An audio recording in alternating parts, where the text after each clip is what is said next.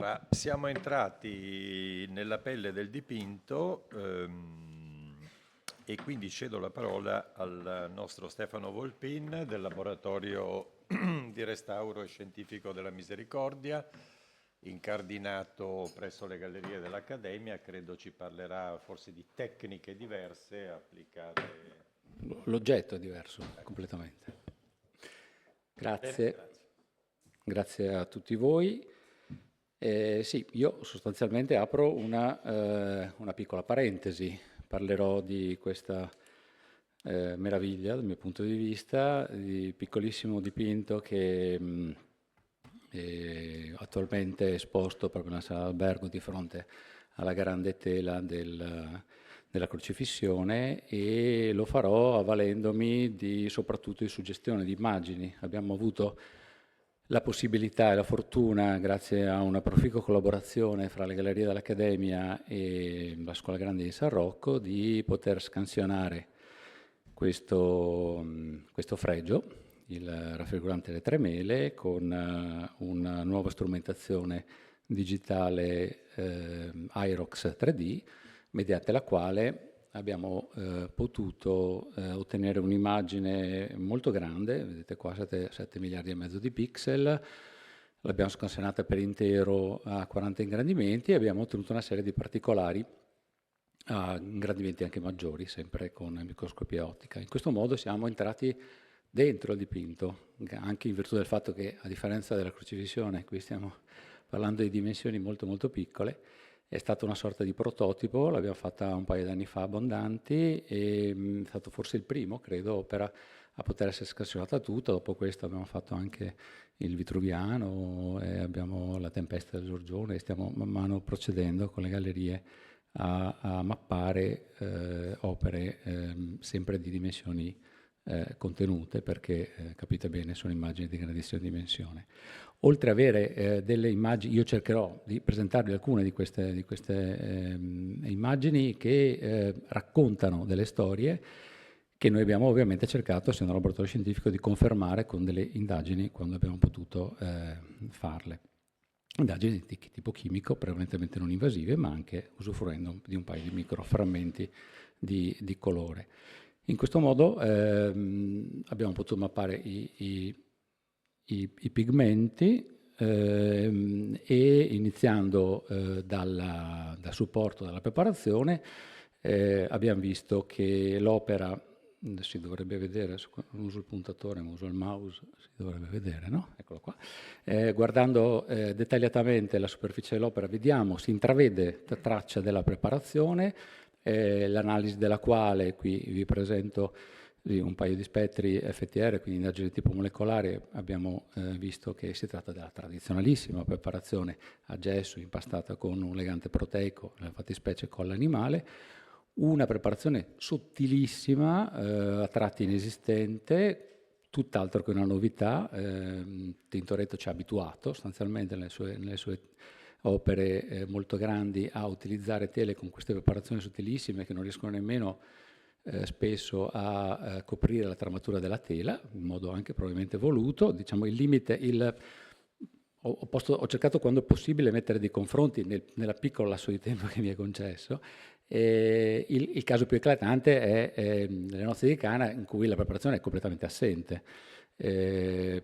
Questa duplice immagine che vi propongo, nota, pubblicata, presenta proprio l'immagine fotografica del retro della tela nel corso della sfoderatura, no? Nel restauro, quindi la rifoderatura nel restauro dell'82, in cui nel retro della tela non solo si vede il disegno preparatorio, come quasi sempre si vede nelle dipinte di Tintoretto, ma si vedono anche i colori, quindi sostanzialmente i colori sono passati attraverso le maglie della tela. Quindi preparazione gesso e colla molto sottile, sulla quale c'è una gamma cromatica di pigmenti decisamente sorprendenti per un'opera così piccola. Io li ho messi in fila, ne vedremo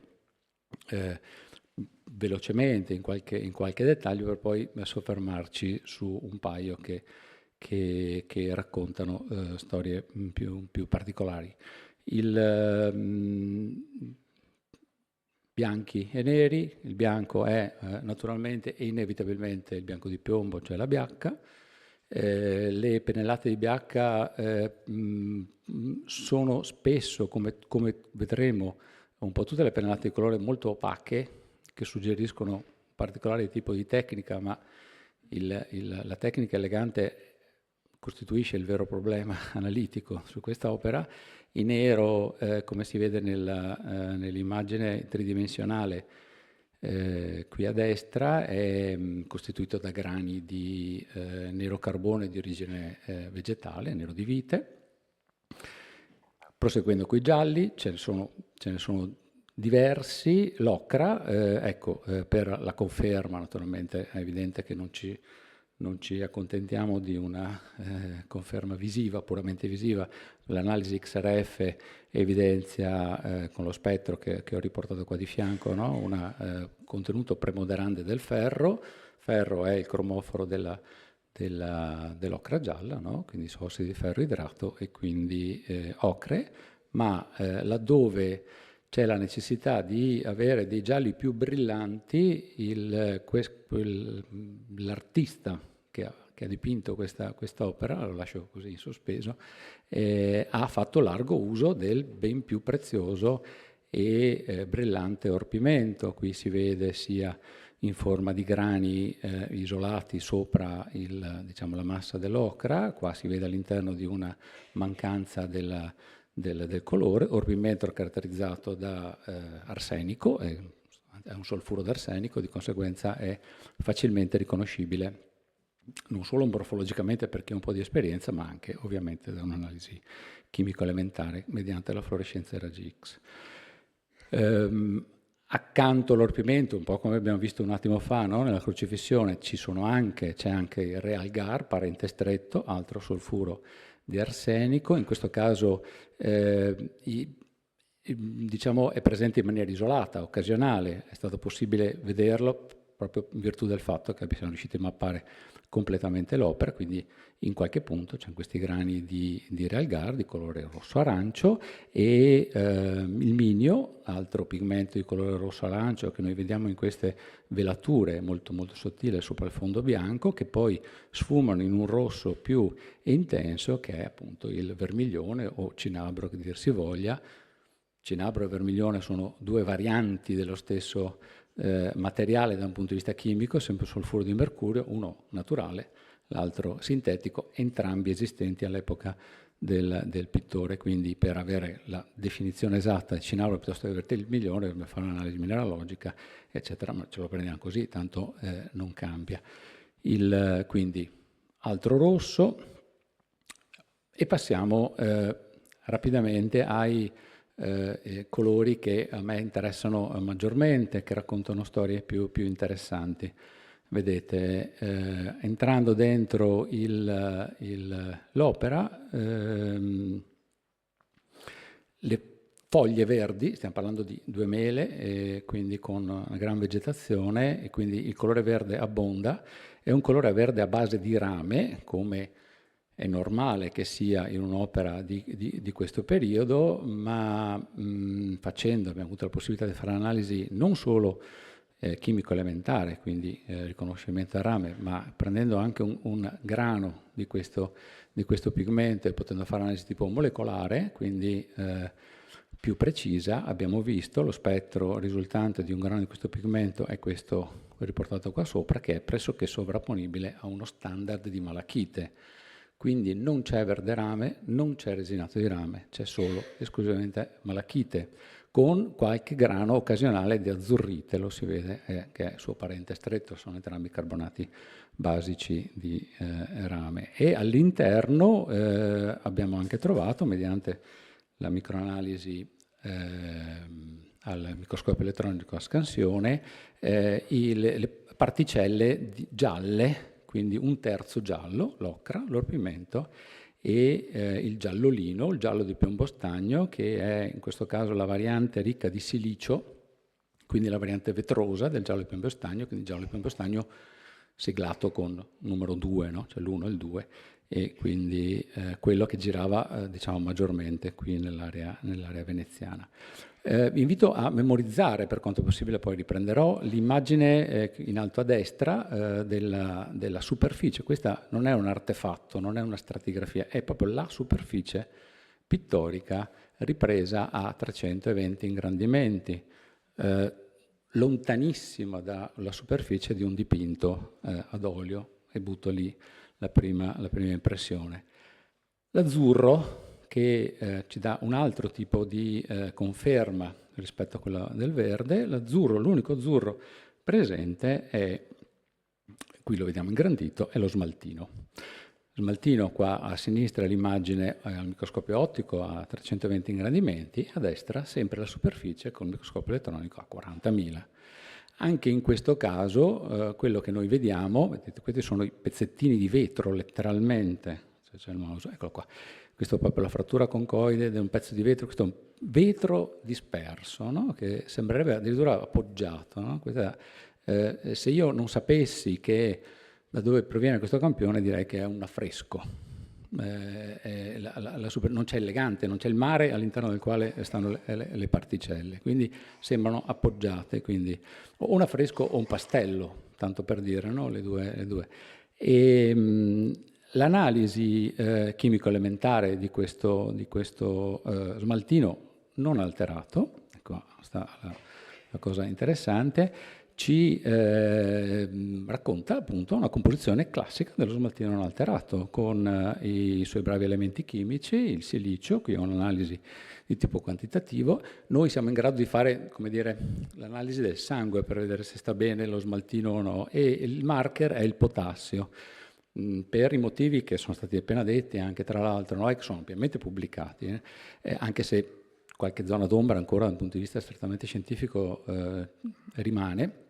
Sappiamo che il primo ad andarsene in uno smaltino alterato è il potassio, proprio si riduce da una concentrazione intorno al 15, 12, 15%, arriva a 10 volte meno, 1,5, 2%, quindi viene lisciviato letteralmente da questa reazione chimica con gli oli, quando questo è mescolato, ovviamente, dopo scontato, con un legante lipidico.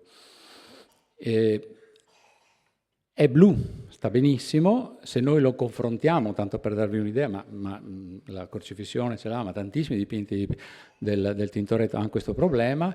Un'analisi fatta nel 2009, no? Sempre alla sala d'albergo, sempre sul soffitto, questo cielo era azzurro. Questi dati sono pubblicati. Eccole qua, qui in superficie le particelle che vedete azzurre sono azzurrite, lo smaltino sta qua sotto. Eccole qua, queste sono le particelle vetrose che si vedono in luce ultravioletta, e questa è l'analisi, e vedete il segnale del potassio.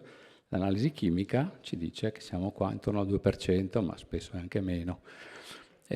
Quindi si è alterato, quindi i cromofori sono in qualche modo stati alterati, e quindi l'alterazione, disgraziatamente, è un'alterazione irreversibile, sia ben chiaro. Un analogo problema che procede per via diverse, ovviamente, lo subisce, ma l'ho messo perché attiene a questa allegoria, il resinato di rame. In questo caso il nero della veste dell'allegoria di San Giovanni l'Evangelista in realtà è verde. La superficie è nera, ma sotto c'è malachite, sotto c'è anche un po' di verdirame. Il restauro non restituisce i colori perduti. Ho sentito stamattina, giustamente, mi ha fatto sorridere, no? Non mi ricordo il nome della collega, no? Che Esther, sì, che non mi azzarderò più a fare considerazioni sul Tintoretto in base sul colore. Effettivamente questa è la prova provata, insomma. Ci sono e non è solo lo smaltino, c'è anche le lacche, in realtà, sono queste, e questa è un po' la sintesi di questi problemi. Questi colori mi portano alla fase finale, sono all'ultima slide, con una problematica aperta, che è quella del legante. rispetto alla quale noi abbiamo una serie di indizi, potremmo dire, ma poche, non ancora delle prove. Gli indizi posso metterli in fila. Lo smaltino, che sta benissimo e potrebbe essere preso come standard, no, di riferimento, viene detto che non è alterato perché per 350 anni è rimasto coperto dalla luce. Forse non è del tutto vero. Il problema non sta nel fatto che non ha preso luce, ma probabilmente il problema sta nel fatto che è veicolato con un altro tipo di legante. Legante che però l'analisi ad oggi non dà ancora dati certi.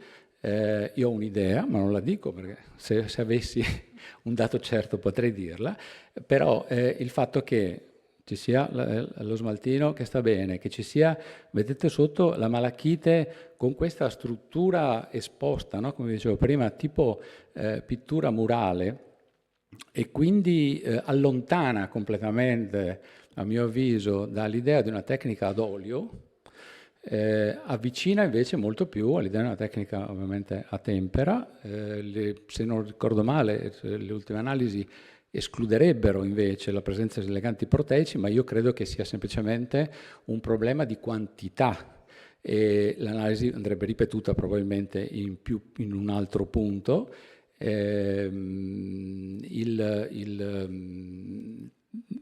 Noi abbiamo trovato anche degli ossalati che possono essere presi anche come indicatore di trasformazione delle sostanze proteiche. Insomma, tutti gli elementi. Poi dopo teniamo conto, ecco, vi dicevo, la malachite e non il verde rame e non il resinato di rame, tanto amato dal Tintoretto, non le lacche amate dal Tintoretto, portano proprio all'idea di una tecnica pittorica rapidissima, straordinaria come scelta di ricchezza di pigmenti, però con colori probabilmente veicolati, lo dico, ma ad uovo probabilmente, quindi con un legante proteico, non arrivo a dire a gomma, ma probabilmente all'uovo sì. Vi ringrazio.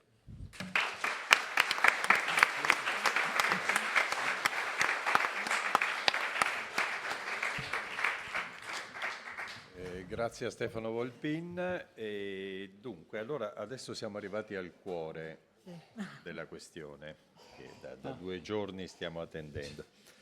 Allora, Caterina Barnama di CBC, che ha condotto, ha coordinato l'equipe di restauro, e Gabriele Matino di Save Venice. Ci aspettiamo proprio un intervento. Beh, io ho un sacco di curiosità perché ho dimenticato quasi tutto su questo tema, per cui mi vengono le domande, ma attendo forse risposte che arriveranno prima delle mie domande. Grazie. Bene. Sempre bene partire senza troppe aspettative. Certo. Dunque, allora, innanzitutto ringrazio tutti voi ancora presenti. Sono ammirato dalla vostra tenacia, quindi insomma siamo molto contenti di vedervi così tanti. Ringrazio naturalmente il Magani per l'introduzione, e ci tengo a ringraziare i padroni di casa, quindi l'Istituto Veneto di Scienze, Lettere e Arti e la Scuola Grande di San Rocco, che appunto assieme a Save Venice ha organizzato finora un evento alquanto interessante. Ora cerchiamo di provarlo. Inizio subito, così abbiamo molte cose di cui parlare. Il 24 settembre del 1845 John Ruskin, a seguito di un incontro, direi più uno scontro, con l'opera di Tintoretto alla Scuola Grande di San Rocco, questo scrive: «Quanto alla pittura, credo che fino ad oggi non avessi idea di cosa significasse. Quest'uomo definisce, e quest'uomo naturalmente è Tintoretto, definisce un personaggio con 10 pennellate e lo colora con altrettante. Non credo gli servano più di 10 minuti per ideare e dipingere un'intera superficie». Qui i corsivi sono miei per sottolineare l'iperbole ovviamente che viene utilizzata da Ruskin. Ora, se questo serve in qualche modo a descrivere al padre, questa è una lettera al padre, quello che dovette essere, direi, lo shock emotivo provato davanti a Tintoretto, allo stesso tempo capirete come si inserisce all'interno di quello che possiamo definire una sorta di topos letterario legato alla prestezza, alla brevità di esecuzione, alla facilità di esecuzione, perfino, e questo è Vasari, al fatto di non utilizzare disegno e di lavorare a caso, che è una cosa quasi incredibile. E quindi questo topos letterario che fondamentalmente viene a segnare quella che è la storia critica di Tintoretto, con lui ancora in vita, nel bene e nel male, e poi che ci portiamo dietro a tutt'oggi mentre ne parliamo. Ora, il restauro della crocifissione, vedete in situ, durato 2 anni, marzo 2023 e marzo 2025, ad opera della CBC, qui rappresentata da Caterina Barnaba, con un finanziamento di Sebbenis e il sostegno di un nostro generosissimo donatore, Arnold Bernstein. Ebbene, questo restauro, assieme a tutti i dati scientifici che sono stati raccolti e sono stati illustrati finora, ci permettono, a mio avviso, di riaprire la questione, il dibattito proprio relativo a questo topos letterario di cui vi ho parlato, nel tentativo, e qui vi dico un po' l'obiettivo di oggi, di creare e portare avanti, e questo è un po' di tempo che lo facciamo a Sebbenis, un dialogo tra le due discipline, tra restauro e storia dell'arte, dove gli strumenti che il restauro adesso ci mette a disposizione ci permettono di allargare di più il dibattito e appunto cercare di affrontare questa tematica scottante, direi, da un nuovo punto di vista. A questo punto io lascio la parola a Caterina che vi introdurrà la questione dell'intervento conservativo e poi ci alterniamo per i prossimi più o meno 40 minuti. Grazie. In fase progettuale, dopo aver valutato la buona adesione della pellicola pittorica al supporto, si è ritenuto opportuno, in accordo con i funzionari della sovrintendenza, di non procedere allo smontaggio del dipinto della parete, come avete visto nella foto precedente, ma di realizzare una struttura di servizio all'interno della sala dell'albergo.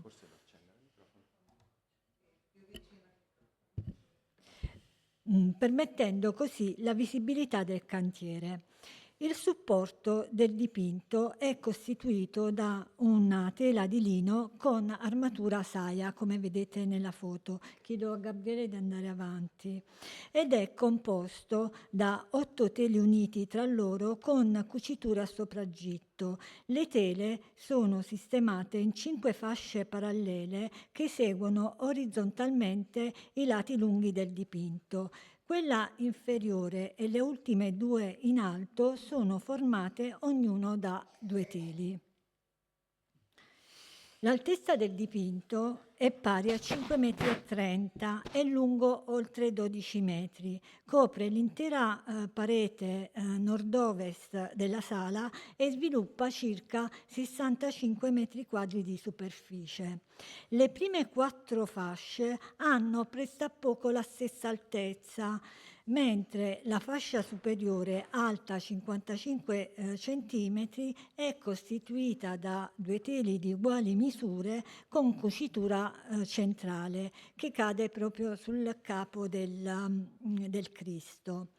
Il tessuto del primo telo a sinistra, che riporta il cartiglio con la firma di Tintoretto, è caratterizzato anch'esso da un'armatura saia, ma presenta una densità di fili maggiori rispetto agli altri 7 teli che compongono il supporto. Nella parte inferiore si osserva un'ulteriore aggiunta di circa 10 cm con armatura tela. Sulle giunzioni, come potete vedere sulla foto a destra, non sono presenti cuciture originali. È ragionevole ipotizzare che l'impiego di teli diversi fosse dovuto a forniture di tessuti appartenenti alla stessa partita d'acquisto, fatta eccezione per il primo telo. Gli strati preparatori risultano estremamente sottili, tanto che la trama della tela è visibile su quasi tutta la superficie del dipinto. Nel preparare il supporto, Tintoretto utilizzò una miscela di gesso e colla animale. Sopra la preparazione gessosa venne stesa una sorta di imprimitura funzionale questa alla riduzione dell'assorbimento del legame olioso degli strati pittorici. Imprimitura costituita da un film sottile composto da vari pigmenti mescolati con una quantità elevata di legante olioso. La composizione dei pigmenti utilizzati sembrerebbe variare in funzione delle diverse campiture e dei colori previsti nella fase pittorica, suggerendo che la finitura della preparazione non sia uniforme su tutta la superficie. Mandi avanti. Sì. Grazie. All'inizio dell'intervento conservativo, il dipinto, come si è già detto, si presentava offuscato da una vernice ossidata e fortemente ingiallita, risalente al restauro di Antonio Lazzarin del 1972, che alterava la cromia dell'opera, rendendo opache le campiture scure e compromettendo la resa tridimensionale della composizione. Quest'ultima si basa infatti sul contrasto tra le zone in ombra e quelle illuminate con la fonte di luce proveniente dalla destra del dipinto. Ad una prima osservazione non si notavano i ritocchi, emersi solo in un secondo momento grazie all'ausilio della fluorescenza UV. C'è da dire anche che alcune irregolarità delle superfici osservate a luce radente facevano anche supporre la presenza di stuccature. Infine, molte delle pennellate più dense e a rilievo apparivano chiaramente appiattite e schiacciate a causa probabilmente del forte calore o del peso dello strumento utilizzato nella stiratura della superficie nei 3 interventi strutturali che l'opera ha subito. E ricordo il restauro del 1673 e di 2 interventi novecenteschi 21 e 72. Fluorescenza UV, che come Francesca ci ha illustrato, ci ha aiutato noi restauratori alla comprensione dell'estensione delle sostanze sovrammesse alla pellicola pittorica, mentre le indagini tramite riflettografia all'infrarosso hanno documentato sia lo stato conservativo e rilevato grande interesse per lo studio della tecnica esecutiva. In questa ripresa IR, come potete ben vedere, sono documentate le lacune presenti sulle gambe del Cristo. Per quanto riguarda la tecnica esecutiva, nella composizione sono emersi alcuni pentimenti e vi sono correzioni eseguite dal disegno alla pittura in cui fondamentalmente avviene un ridimensionamento della figura o un leggero spostamento. Vi mostriamo una ripresa IR a confronto con il visibile in cui il personaggio con il piede destro del personaggio con la vanga è stato rimpicciolito, mentre il braccio e la testa del aguzzino anziano posto all'interno della scena della crocifissione del cattivo ladrone è stato leggermente spostato. Queste sono differenti dalle correzioni eseguite in fase di pittura, in cui una prima versione dipinta viene modificata, come in questo particolare la posizione del volto da frontale in una seconda versione definitiva di pittura viene realizzata di profilo. Le correzioni in fase pittorica sono eseguite in funzione dello spazio compositivo e lascio la parola a Gabriele. Dunque arriviamo alla fase dell'indagine del dipinto attraverso La riflettografia all'infrarosso è stata citata in più occasioni oggi, se ne è visto l'applicazione dal punto di vista conservativo, qui invece cerchiamo di provare ad affrontarla dal punto di vista della creazione dell'immagine. Quindi abbiamo la possibilità attraverso questa tecnologia di andare oltre la pellicola pittorica e osservare quello che è il disegno soggiacente nelle sue varie fasi. Mi spiego. Osservando quello che si vede sotto la pellicola pittorica riusciamo a vedere cosa succede, come Tintoretto viene a impostare la tela. Il primo elemento, si è visto in precedenza, è quello di tracciare delle X. Sono 2 fasce, in realtà qui ne recuperiamo molto di più nella fascia superiore, solo un esempio nella fascia inferiore. Vengono distribuite su 2 assi orizzontali e consentono a Tintoretto di tracciare le prime linee, che come vedete coprono l'intera superficie della tela, a cui seguiranno delle linee orizzontali anche in questa occasione a coprire l'intera superficie della tela. È stato ipotizzato in più occasioni oggi, questa è la conferma definitiva, direi pur se con ancora un po' frammentaria. Considerate che sono linee che vengono trattate con il carboncino, considerate che le tecnologie a nostra disposizione non sempre bucano, permettetemi questo termine, la pellicola pittorica nello stesso modo, però abbiamo una conferma direi univoca in questo caso, per cui c'è la presenza di una griglia compositiva che implica l'esistenza, purtroppo noi non ce l'abbiamo più, però quantomeno di un bozzetto compositivo, di un modello compositivo di cui si è parlato oggi. E quindi ci troviamo in questo momento nella possibilità di riprendere in mano il discorso che è stato introdotto in maniera così precisa e ad hoc, devo dire, dal professor Ockman questa mattina e proseguire nella lettura. Ora, se la griglia a partire dal supporto di carta ha la funzione di trasferire il disegno sulla tela, se noi pensiamo invece nel momento dell'invenzione o comunque nel tracciare la composizione sulla carta, questa ha anche una funzione strutturale, ovvero di andare a identificare alcuni elementi fondamentali della composizione. Il primo fondamentale direi è l'asse centrale sul quale viene ad essere iscritta la croce.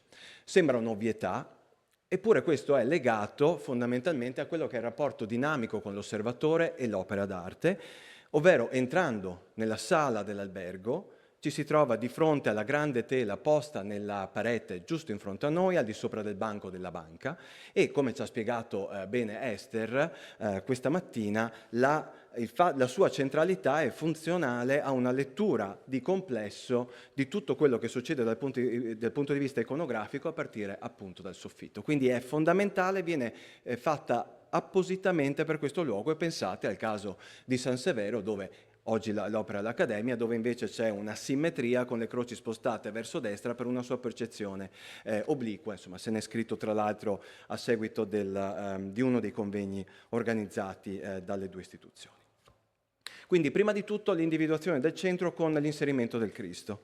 Il secondo elemento fondamentale è l'utilizzo di alcune linee della griglia per andare a circoscrivere questa figura quadrilatera schiacciata, che è fondamentale perché è il luogo dove le 2 scene di cui tanto si è parlato oggi, il cattivo ladrone a destra per noi e il buon ladrone a sinistra, sempre dal nostro punto di vista, avvengono. Tutto il resto converge verso questo luogo. Converge talmente tanto che in realtà, se voi lo guardate, questa forma viene ad avere una sorta, sembra un po' comprimersi sulla superficie del dipinto invece di dare profondità all'immagine. E per cercare di controbilanciare questo effetto, Tintoretto viene a inserire, utilizzando dei regoli e del carboncino, quella scala che vedete in primissimo piano, che aggiunge profondità appunto al primissimo piano e permette di dare un po' di respiro, diciamo, al gruppo dei dolenti. E da questo punto di vista mi è interessato molto oggi vedere nelle riproduzioni grafiche di cui ci ha parlato il professor Fara, come nella resa grafica in qualche modo proprio questo primissimo piano ha molto più respiro, molto più spazio, come se chi si trova a tradurlo senta la necessità di lavorare in questo modo. Ora, mi sarebbe piaciuto procedere di più, andare a cercare, scavare oltre dal punto di vista creativo sul foglio. Per ora i dati che abbiamo a nostra disposizione si fermano qui. Questo non vuol dire che non ci sia molto altro per andare a capire a questo punto come dalla carta si continua a tornare sulla tela inserendo nuove figure o gruppi di figure all'interno della composizione. Ora, la griglia compositiva è composta da una maglia di 68 cm per lato, che corrisponde per lo più a 2 piedi veneziani. Se guardate alla base del dipinto, esattamente qua, vediamo se si vede la croce, non si vede, comunque alla base del dipinto, ai piedi, ahimè, della sinagoga, vedete un breve tracciato di un'altra griglia di dimensione più contenuta. In questo caso è una griglia che viene utilizzata, e dovete immaginare, per tutto il gruppo, e che ha una dimensione di 55-60 cm. Quindi vedete che cominciamo a degradare all'interno della composizione, la quale viene seguita dal gruppo dei giocatori di dadi, l'avete vista in precedenza, avete visto la griglia, in questo caso siamo a 17 cm. Per poi spostarci ai piedi della croce. Questa figura ha una griglia di 14-12 cm. Se guardate bene l'immagine vi rendete conto come la parte sinistra del busto, della schiena e poi delle braccia sono in ombra. Questo vuol dire che è dietro o comunque in posizione laterale rispetto alla croce. Quindi di nuovo continuiamo a spostarci verso il fondo. E arriviamo poi a un gruppo molto interessante con l'aguzzino che sta fisicamente trapanando, bucando il braccio della croce del cattivo ladrone assieme al cattivo ladrone. Questa è una quadrettatura d'insieme di 10 cm. Ora, quello che comprendiamo è che a partire dal supporto cartaceo, dove abbiamo le griglie sempre della stessa dimensione, per lo più, nel momento in cui ci si sposta sulla tela, queste variano nella loro dimensione proprio della maglia in modo da poter essere inseriti all'interno della composizione e degradare in profondità. E questo è ancora più necessario in una composizione come questa, dove di base non c'è una gabbia prospettica, non c'è architettura che tenga in questo caso, c'è qualche albero, qualcosa di molto accennato, però tutto si gioca, per quanto riguarda la prospettiva, con l'inserimento delle figure all'interno della composizione di scala diverse. Altre due griglie che mi piace citare. Delle griglie oblique. Il professor Ockman questa mattina ci ha fatto vedere come nel caso del San Giorgio il Drago a Londra siamo in presenza di una griglia obliqua. Nella figura lo vedete questo sia nel dettaglio in riflettografia all'infrarosso, è l'immagine sulla sommità, e poi al di sotto nel disegno preparatorio. La critica viene a giustificare la presenza di queste griglie oblique per la necessità del pittore, quando ci si sposta dalla carta alla tela, di ruotare la figura e cercare di adattarla il più possibile al luogo in cui si deve trovare. È ipotetico l'utilizzo simile anche nel caso della crocifissione della Scuola Grande di San Rocco, anche se in realtà sono aperto a qualsiasi indicazione, perché quello che vi sto per dire non mi convince del tutto, quindi insomma, mi piacerebbe avere un feedback o una discussione in merito. La griglia sulla sinistra è composta da, fondamentalmente sono due rette parallele tra di loro, vanno a incorniciare il busto del personaggio e forse vengono a avere la funzione di ruotarlo in funzione di trovare la posizione più adeguata per questa figura che deve spingere con la spalla la croce del buon ladrone verso l'alto. L'altra griglia è spostata in senso antiorario di qualche grado. Ipoteticamente può essere stata utilizzata di nuovo per cercare di collocare in maniera più adeguata la figura del buon ladrone sulla croce, o metterla magari in dialogo con la figura al suo fianco che con entrambe le mani sta spingendo la croce verso l'alto e che in qualche modo ha il busto parallelo alla figura del buon ladrone. Di nuovo è un'ipotesi e sono aperto a confutazioni o a idee discordanti. L'ultima griglia di cui vi parlo, poi di nuovo darò la parola a Caterina, è legata alla griglia del Cristo, non l'ho citata appositamente, perché il Cristo viene riportato utilizzando la stessa griglia compositiva, quindi quella di maglia più larga di 68 cm, che è un po' un paradosso, perché se pensate, in primissimo piano abbiamo il gruppo dei dolenti, subito dietro il gruppo dei dolenti c'è la croce e al di sopra della croce abbiamo il Cristo, quindi in teoria dovremmo avere il Cristo con una griglia e una maglia più contenuta.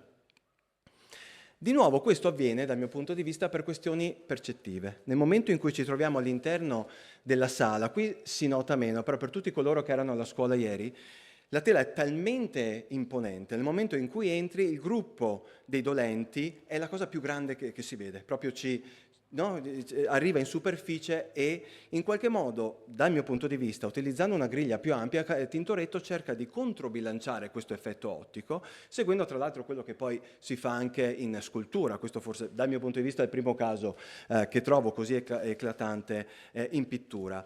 E qui a dimostrare come tutto il procedimento, da partire dall'ideazione fino a questa fase, poi parleremo di altro andando avanti con la discussione, tutto è calcolato, se non al dettaglio, tutto è comunque calcolato molto precisamente a tavolino. E adesso ripasso la parola a Caterina. Torniamo all'intervento conservativo. Terminate le indagini multispettrali che hanno fornito una raccolta di dati utili alla comprensione della materia costitutiva dell'opera, si è potuti passare alla fase operativa dell'intervento conservativo. Sono stati eseguiti dei test preliminari di solubilità per effettuare la rimozione delle vernici alterate e dei ritocchi. La rimozione è avvenuta utilizzando una miscela solvente a bassa polarità.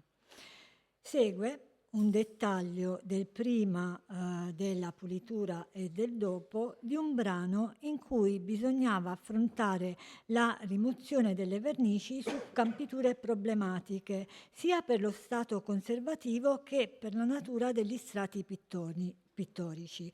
Tunica realizzata con orpimento e presenza di finiture originali a base di lacca, come abbiamo visto dalla lettura delle sezioni stratigrafiche.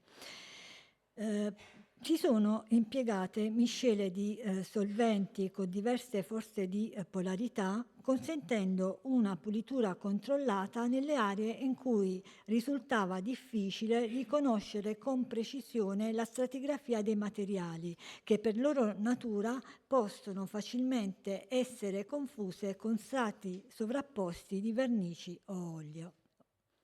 Numerose stuccature risarcivano i fori provocati dai chiodi utilizzati per fissare la tela al tavolato ligneo della parete, visibile lungo i bordi sia superiori che inferiori dell'opera. Vi mostriamo l'angolo in alto a sinistra con un tassello di confronto nella parte centrale in cui ancora non è avvenuta l'intervento di pulitura. Altre stuccature mascheravano strappi e lacerazioni di varie entità, visibili questi dopo la rimozione delle vernici del ritocco, come potete ben valutare dal tassello del giocatore di dadi a destra della foto. Sul telo sinistro della quarta fascia orizzontale si è ipotizzato che sia stato eseguito un intervento di manutenzione molto localizzato, con inchiodatura diretta sul fronte della pellicola pittorica. Intervento avvenuto per risanare il rilassamento probabile della tela e la lacerazione del telo. Nel gruppo centrale la veste violacea di una delle dolenti presenta una serie di microlacune risarcite con stucco. Queste perdite, come è stato già detto più volte, sono probabilmente attribuibili a infiltrazioni di acqua piovana, come suggeriscono le evidenti gore e abrasioni superficiali documentate in questa foto UV. Una stuccatura particolarmente ampia era localizzata sulla fronte della figura inginocchiata alla destra della Madonna, dove copriva una vasta lacerazione molto antica, già documentata sia nell'intervento di restauro del 1972 che in una fotografia dell'archivio Alinari dato scatto presunto tra il 1892 e il 1896. Il degrado di si è girato. Lo dovete. Era un grafico che si è girato. Comunque, il degrado di maggiore entità si è riscontrato nella parte centrale e nei quadranti laterali. Come si evince dalla graficizzazione, ci dispiace che sia stata ruotata, in cui in celeste troverete le aree di micro lacune. Questa è dritta. Sì, questa è giusta. Quasi tutte le stuccature composte da gesso e colla di colore bruno rossiccio erano state trattate con incisioni per mascherarle rispetto alla superficie mossa dell'originale. Segue il tassello di pulitura sul corpo del Cristo, incarnato costituito da BH e giallolino, e si è riscontrata la presenza di polvere di silice, probabilmente utilizzata sia per conferire maggiore luminosità alla campitura, sia per facilitare la macinazione dei pigmenti più duri. Tutte le stuccature, le abrasioni e gran parte delle svelature sono risultate ritoccate con colori a vernice, utilizzati sia a corpo che a velatura, e si presentavano ingialliti e alterati. La stesura maggiormente scurita a causa del naturale processo di scolorimento è lo smaltino del cielo, che in origine doveva presentare una gradazione intensa di blu, oggi imbrunito e soprattutto assottigliato. Abrasione della pellicola pittorica che abbiamo riscontrato anche in altre campiture. Su quasi tutta la superficie del cielo sono state rilevate piccolissime mancanze di colore, localizzate queste nei punti emergenti della trama, ovvero nelle aree in cui la tessitura è più evidente. Solo le lumeggiature intorno alla testa dell'aguzzino a sinistra della crocifissione conservano la tonalità azzurrognola dello smaltino ancora intatta, con uno spessore maggiore della pennellata, e qui abbiamo visto che c'è anche della BH. Vi mostriamo abrasione della campitura, e ci spostiamo a destra del dipinto, l'abrasione della campitura del profilo del cavallo dipinto su una prima versione di pittura in cui l'aguzzino aveva le braccia spalancate. In questa immagine, inoltre, sono state documentate limitate riprese ad olio, le vedete nella parte centrale della testa del cavallo con una tonalità grigia, che si è ritenuto opportuno non eliminare per non impoverire ulteriormente la pellicola pittorica. Velature finali e alcune di campiture di colore dello spessore più esiguo e meno compatto sono risultate abrase in modo disomogeneo. I danni più rilevanti si osservano sia nei panneggi aranciati che nelle campiture violacee. E passo la parola a Gabriele. Grazie.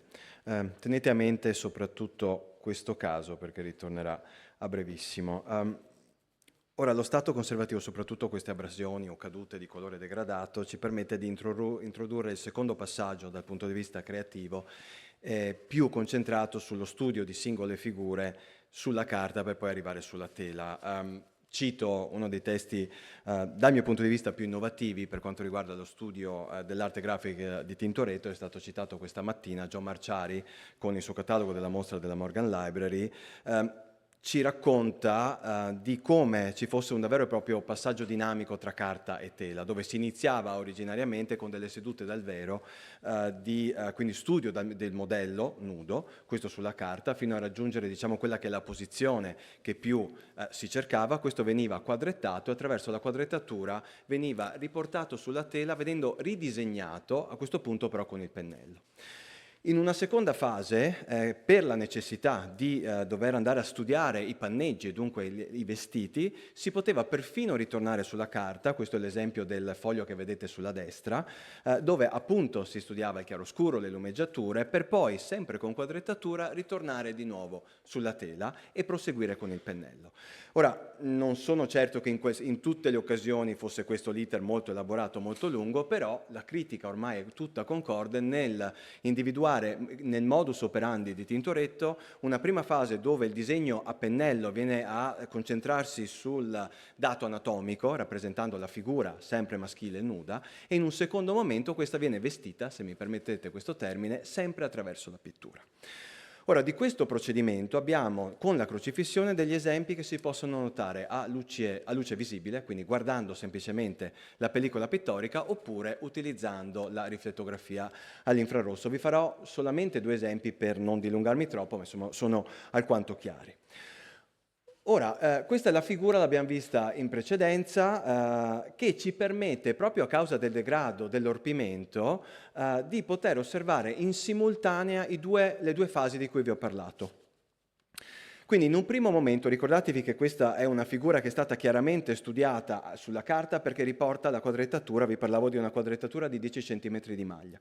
Questa viene studiata sulla carta con il modello nudo, riportato sulla tela e tra l'altro io qui vi faccio notare come quella muscolatura tanto ha assorbito in un linguaggio che diventa naturalmente comune nello stile di Tintoretto, di questi lunghi studi passati non solo con gli studi del vero, ma a monte direi, con studi da modelli tratti dalla scultura di Michelangelo, con questa muscolatura monumentale che diventa davvero parte integrante del linguaggio di Tintoretto e incorporata in un lavoro di studio dal vero. Quindi questo per darvi un po' anche il senso del lavoro che c'è dietro a questa pittura. Arrivati a questo punto, Tintoretto veste con la pittura la figura e questo lo si vede perché nonostante noi abbiamo perso l'orpimento, rimane però il contorno, diciamo, lo vedete, di questa veste a maniche corte, perfino dei pantaloni a pinocchietto, se mi permettete questo termine, che di nuovo in assenza della pittura che doveva andare a coprire parzialmente l'anatomia, ci permette di vedere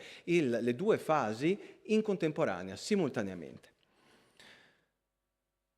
Gioco forza, la riflettografia all'infrarosso che va oltre la pellicola pittorica ce lo dimostra in maniera ancora più chiara, in questo caso per trasparenze. Quindi notate le vesti con i loro panneggi, però poi per trasparenza guardate la gamba sinistra, il polpaccio è ancora esposto, dopodiché piano piano la coscia sale, si innesta nell'anca, guardate i glutei, guardate la spina dorsale che sale lungo la schiena e poi con brevi pennellate che sono un po' il tratto tipico di Tintoretto, molto veloci, viene a indicare quei muscoli in tensione nella schiena che stanno a sostenere lo sforzo di sollevare, assieme ad altri naturalmente, la croce del buon ladrone. Quindi sono casi chiari, eclatanti, che testimoniano e confermano questo modo di lavorare di Tintoretto.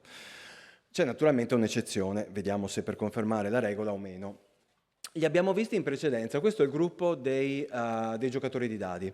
Abbiamo una quadrettatura, vi ridico anche di nuovo, siamo a 17 cm. Ciò che mi interessa sottolineare è come in questo caso il disegno venga preso da un disegno preparatorio su carta completamente finito, ovvero se lo guardate bene non c'è nessun interesse ad andare ad analizzare il dato anatomico, quantomeno non c'è questo interesse sulla tela, ci sarà stato a monte, immagino, nel momento in cui veniva disegnato sulla carta. Tanto che se voi guardate la pennellata utilizzata per riportare il disegno, qui la pennellata si concentra in qualche modo sulla superficie, viene a tracciare quello che è il contorno, come se dovesse rappresentare delle sagome. Ci sono altri casi di questo tipo, ce li abbiamo sulla carta tra l'altro per i giocatori di dadi proprio della crocifissione di San Severo e la storiografia tende a indicare quando si presentano disegni di questo tipo nel fatto che sono realizzati dal maestro per essere poi direttamente delegati agli assistenti. Questione che ci sta benissimo. Ipotizzo però un'altra ipotesi, sempre per aprire poi un dialogo, ed è legata al fatto che, a differenza di più o meno tutte le altre figure di Tintoretto che in qualche modo vengono a inserirsi nello spazio, sono figure se non completamente aperte, comunque da un certo punto di vista dinamiche. In questo caso, queste due figure, in realtà sarebbero tre, ma ne vedete solamente due, sono costrette all'interno di una sorta di intercapedine lapidea dove non c'è spazio di movimento. Si potrà spostare leggermente la griglia da un lato o dall'altro, vedete che c'è una ripetizione, però di per sé non c'è necessità di andare a fare chissà che studio anatomico, si può riportare direttamente un disegno completamente finito perché questo gruppo lì deve stare e non c'è posto per fare altro. Di nuovo ipotesi, spero se ne possa discutere. Concludo questa sezione sottolineando un unico pentimento. Lo chiamo pentimento perché in questo caso siamo davanti alla presenza vera e propria di un errore fatto da Tintoretto, dal mio punto di vista, commesso in fase di ideazione dell'opera e portato avanti in fase molto avanzata, pittorica proprio dell'opera. Mi riferisco alla figura che vedete in primo piano, sta tirando la corda.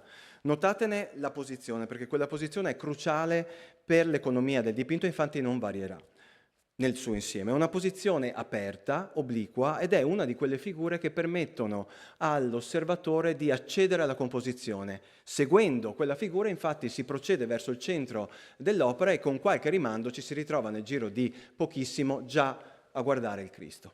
Quindi quella posizione è necessaria e va mantenuta. Avviciniamoci. Ora, sulla sinistra voi vedete la corda che arriva da fuori campo, quindi arriva dalla croce del buon ladrone, passa per la mano sinistra, riemerge dietro la schiena del personaggio per poi bloccarsi nella mano destra, che già troviamo molto arretrata. Questo è un dato da tenere a mente. Nel caso dell'infrarosso, invece, non solo abbiamo la prima corda che sale dall'alto, ma a quel punto si ferma e si attorciglia al polso, ma abbiamo perfino una seconda corda più bassa, che scende, quindi era attaccata all'estremo opposto del braccio orizzontale della croce, passa sopra la coscia destra, va nella mano destra e si attorciglia il polso. Ve lo faccio vedere qui in maniera poco urbana, però vi dà un'idea più precisa di quello che era stata l'idea principale di Tintoretto. Ora, vederla da così vicino sembra avere un senso e anzi sembra funzionare molto. In realtà, se ci allontaniamo e nell'allontanarci pensiamo alla stessa cosa fatta da Tintoretto, ovvero pone la tela a parete, si allontana dalla tela e comincia a rendersi conto che qualcosa non funziona, effettivamente qualcosa davvero non funziona.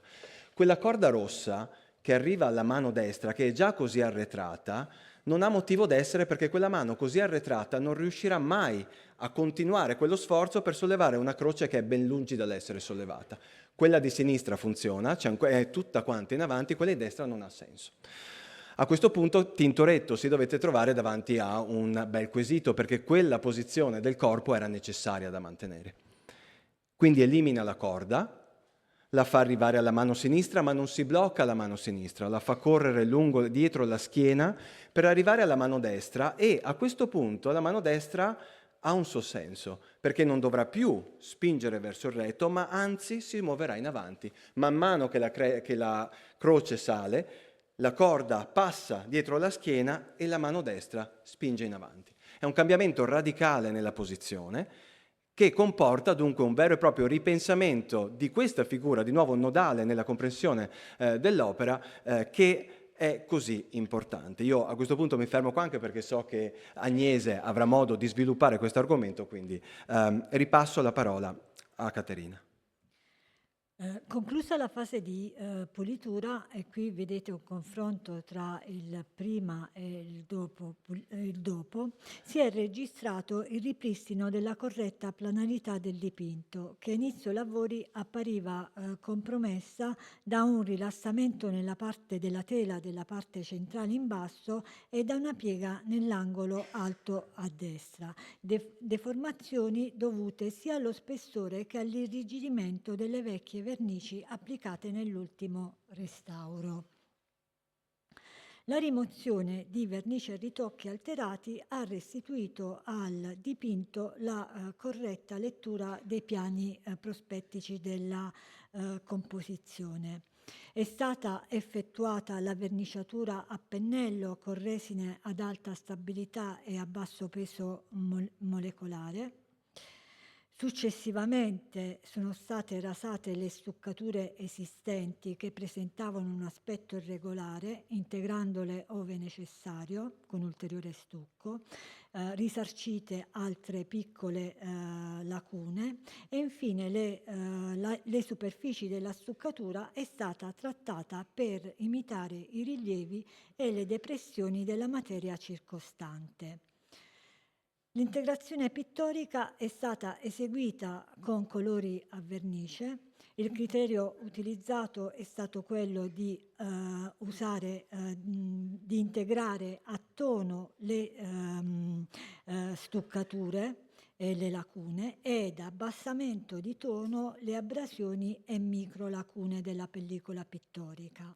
Al termine dell'intervento è stata applicata una verniciatura a nebulizzazione finalizzata alla protezione dell'opera e al ripristino del corretto indice di rifrazione della superficie.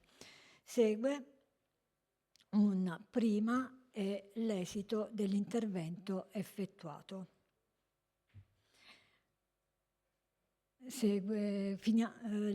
Mostriamo il dettaglio della parte in basso a destra e lascio le conclusioni a Gabriele. Ok, grazie.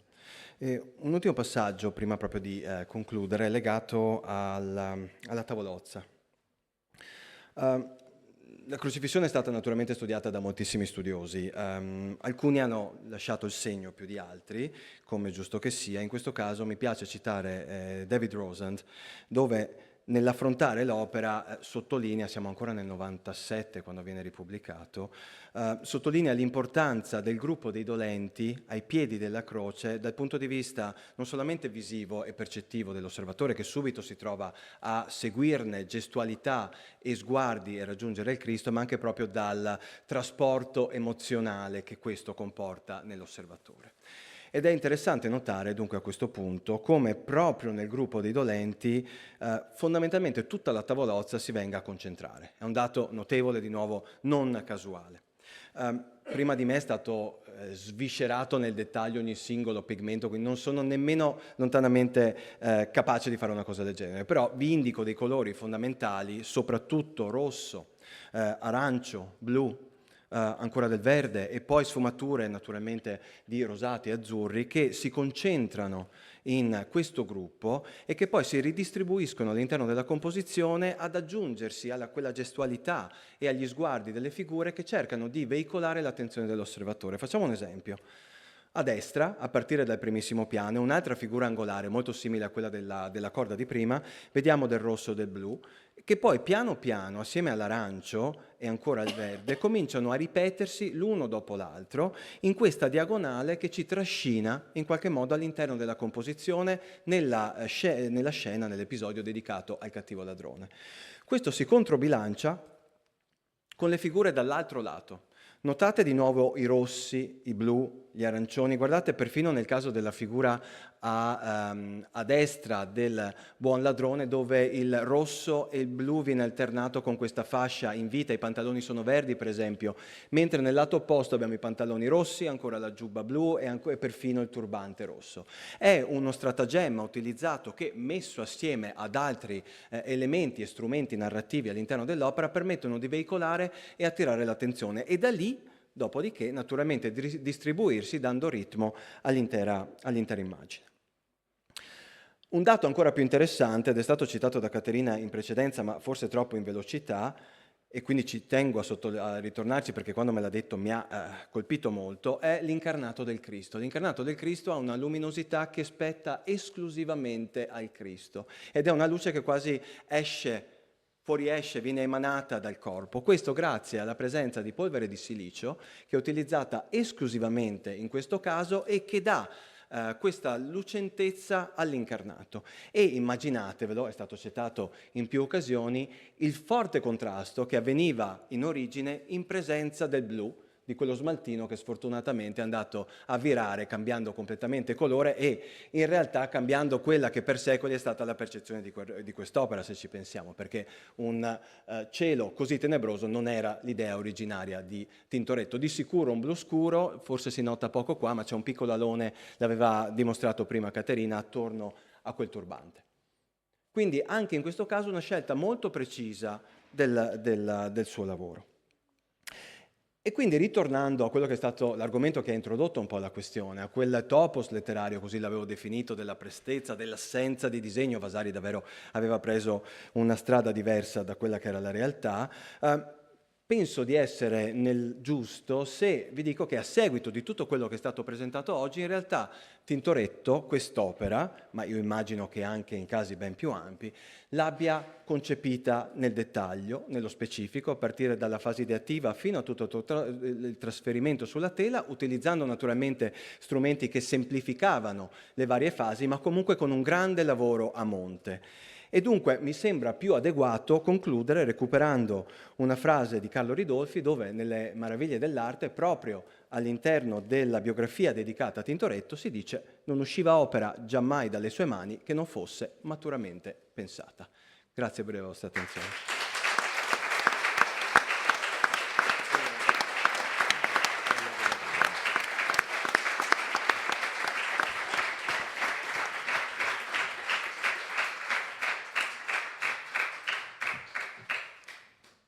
Grazie, un intervento davvero centrale, importantissimo, poi naturalmente ci torneremo. Guardo la mia... Facciamo una piccola sosta? Siamo perfettamente in orario... Posso offrire Resisti. Prima non abbiamo il caffè, secondo magari le persone devono andare... No, lo dite. Ditemi voi. Allora continuiamo? Scusami. Allora. Chiedevo.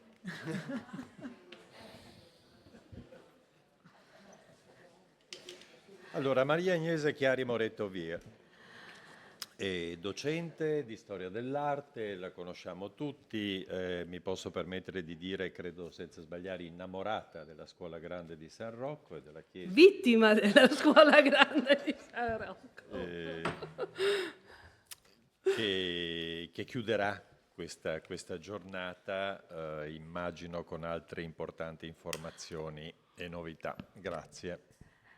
Grazie a voi, grazie di essere qui, grazie a nome della scuola e mio personale.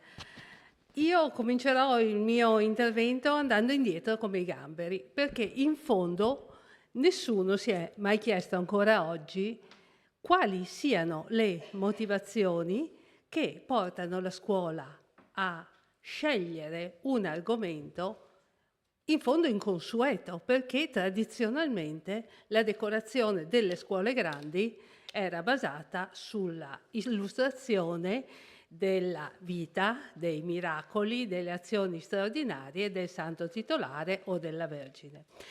Questo tipo di iconografia a San Rocco era già stato utilizzato per la Chiesa, o meglio, era stato pensato per la Chiesa, perché se tutti siamo soliti associare l'inizio del lavoro di Tintoretto per San Rocco con il famoso Ovato e la famosa storia di Vasari, in realtà il rapporto del pittore con la scuola era cominciato ben prima. Era cominciato ben prima, nel 1549, quando gli era stato commissionato il ciclo delle storie di San Rocco per il presbiterio. Però, dopo la prima tela, come tutti sapete, il ciclo era stato interrotto per motivi che non sappiamo ancora. E quindi l'idea che mi è venuta un po', visto che appunto la parte tecnica era già stata sviluppata dai miei colleghi di avventura, è stata quella di capire un po' come la tela di Tintoretto sia arrivata lì e come sia arrivata così velocemente.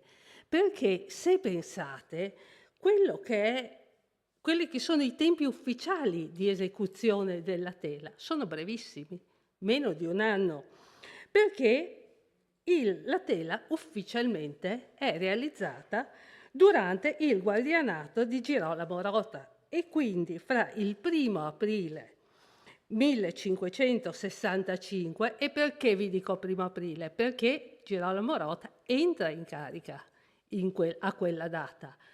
L'intervento precedente del suo predecessore, l'ultimo intervento del suo predecessore era ancora di fine marzo, quindi evidentemente questa è la data di partenza, 1° aprile 1565. Data di chiusura del lavoro, 9 marzo 1566, quando Tintoretto dichiara di ricevere da Rota il pagamento a saldo del lavoro che ha fatto. È l'unico documento ufficiale che abbiamo direttamente relativamente alla crocifissione. E quindi ho pensato che per far meglio capire quali siano le dinamiche di concepimento e realizzazione di questa grande tela così fondamentale, sia opportuno ripercorrere rapidamente le vicende precedenti a questa famosa data dell'aprile del 65 e capire anche in quale rapporto la tela sia rispetto alla sala dell'albergo, che era la sala più importante della scuola, quella in cui si riuniva il governo, quella in cui si riuniva il capitolo, quella in cui venivano conservate tutte le cose preziose di proprietà della confraternita.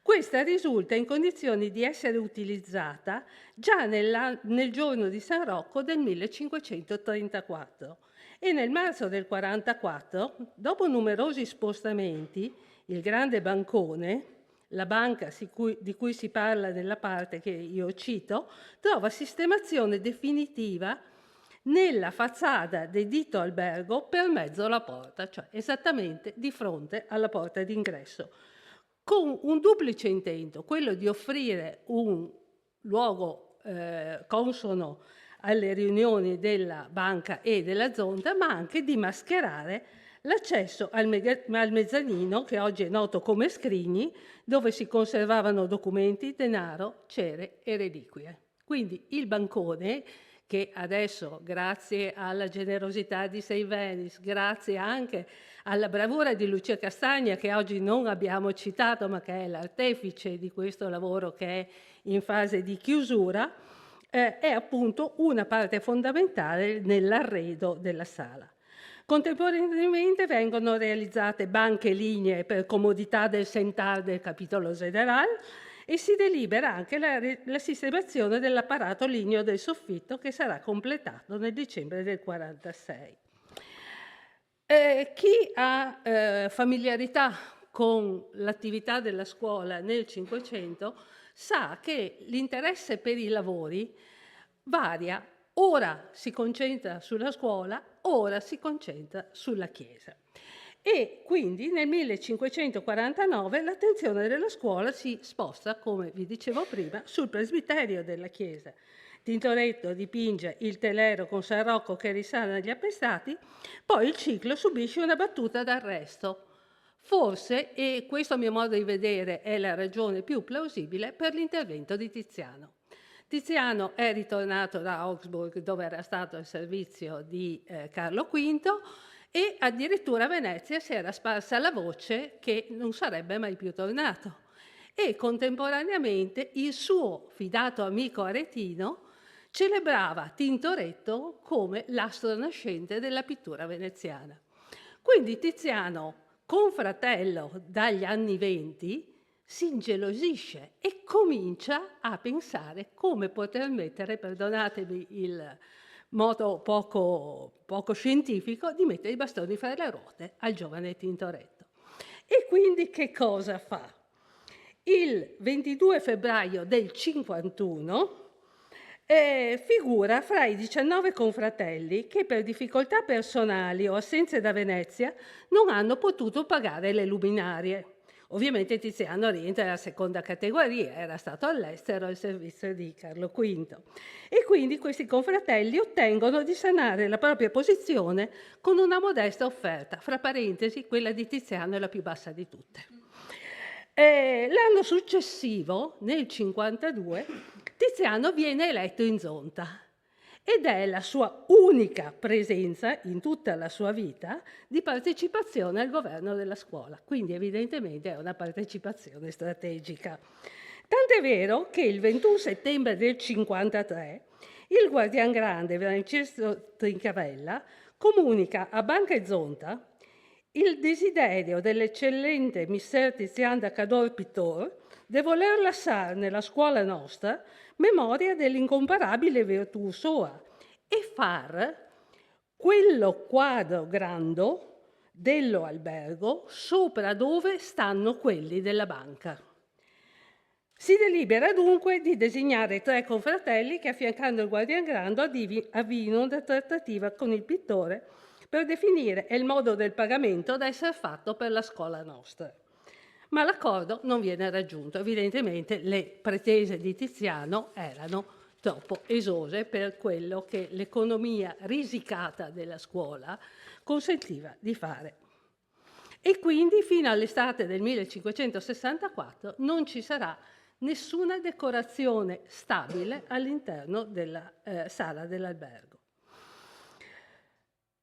Dalla lettura di questa parte emergono 2 elementi significativi. Eccola qui la parte. Pur senza menzionare esplicitamente il soggetto, il dipinto che Tiziano si è offerto di realizzare viene indicato come quello quadro grande, lasciando intendere come l'opera fosse già nota ai confratelli, almeno nelle linee generali. Si precisa inoltre, e questo secondo me è un altro dato importante, che le spese per la sua esecuzione sarebbero dovute essere a carico della scuola. Questi elementi, a mio parere, suggeriscono che il piano iconografico della sala fosse già stato definito, almeno in forma progettuale. E appunto è anche possibile pensare che la scuola non avesse sufficienti fondi per poter soddisfare le richieste di Tiziano. D'altra parte, lo stesso intervento sul soffitto del 1564, avviato secondo le vicende ben note raccontate da Vasari e portato a termine da Tintoretto entro l'anno, sarà possibile anche grazie al contributo consistente dello stesso guardian grande, Battista Torniello. Quindi non è vero che Tintoretto abbia completato gratis tutto il soffitto. No. Tintoretto si è fatto pagare, è stato pagato dal guardian grande ed è stato pagato per il resto dalle elemosine trovate fra i confratelli per dito soffittato. Difatti si dice il magnifico guardian dona alla scuola i denari per le figure e altre elemosine trovate per dito soffittato, che ovviamente corrispondono sono elemosine destinate alle raffigurazioni allegoriche delle scuole e delle virtù. Secondo me questo atteggiamento del governo della scuola per il finanziamento della decorazione spiega perché Tintoretto trovi gioco facile a ottenere una commissione così importante nel momento in cui diventa guardian grande il suo amico Girolamo Rota. Girolamo Rota, che era già stato responsabile di un recupero di Tintoretto nel 59, quando lo stesso Girolamo era procuratore di Chiesa, o meglio deputato sopra la Chiesa, e a Tintoretto era arrivata la commissione delle portelle del secondo armadio degli Arzenti. Quindi evidentemente i 2 nomi sono sempre associati. L'altro documento di grande interesse, a mio modo di vedere, anche per capire proprio la prospettiva e il rapporto che cambia fra Tintoretto e la scuola, è il famoso documento dell'11 marzo del 1565. Cambia il governo della scuola come al solito a marzo e si è sempre detto che questo documento sia il documento di ammissione di Tintoretto in scuola.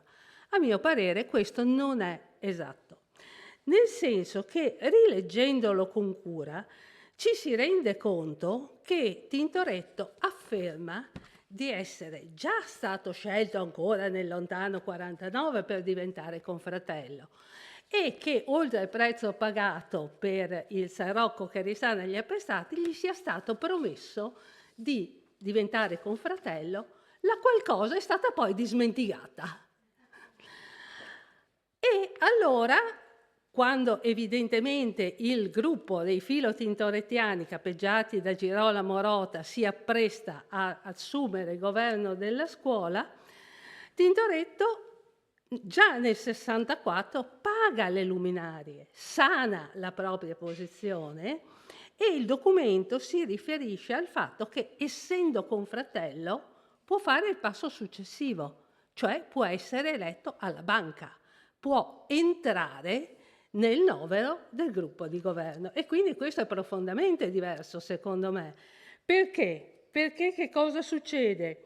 Il 30 marzo del 1565 il nome di Jacomo Tintoretto, pittore de Robusti, compare come primo nome nell'elenco dei confratelli accettati ed eletti approvati dal Consiglio di 10. Questo è l'ultimo atto di Battista Torniello quale guardiangrando.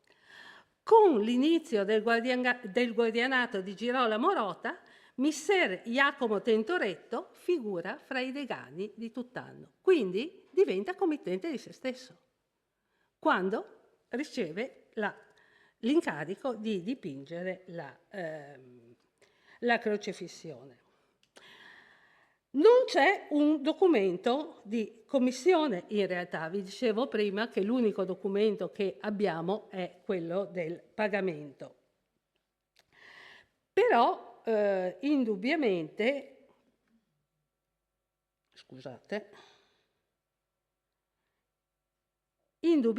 Tintoretto è un personaggio importante ed è, come abbiamo visto prima, l'unico dipinto alla crocefissione, l'unico dipinto in tutta la scuola ad essere firmato e datato. Però c'è un altro elemento, a mio modo di vedere, che va considerato, che tutto il costo del ciclo parietale dell'albergo è sostenuto dal gruppo dirigente.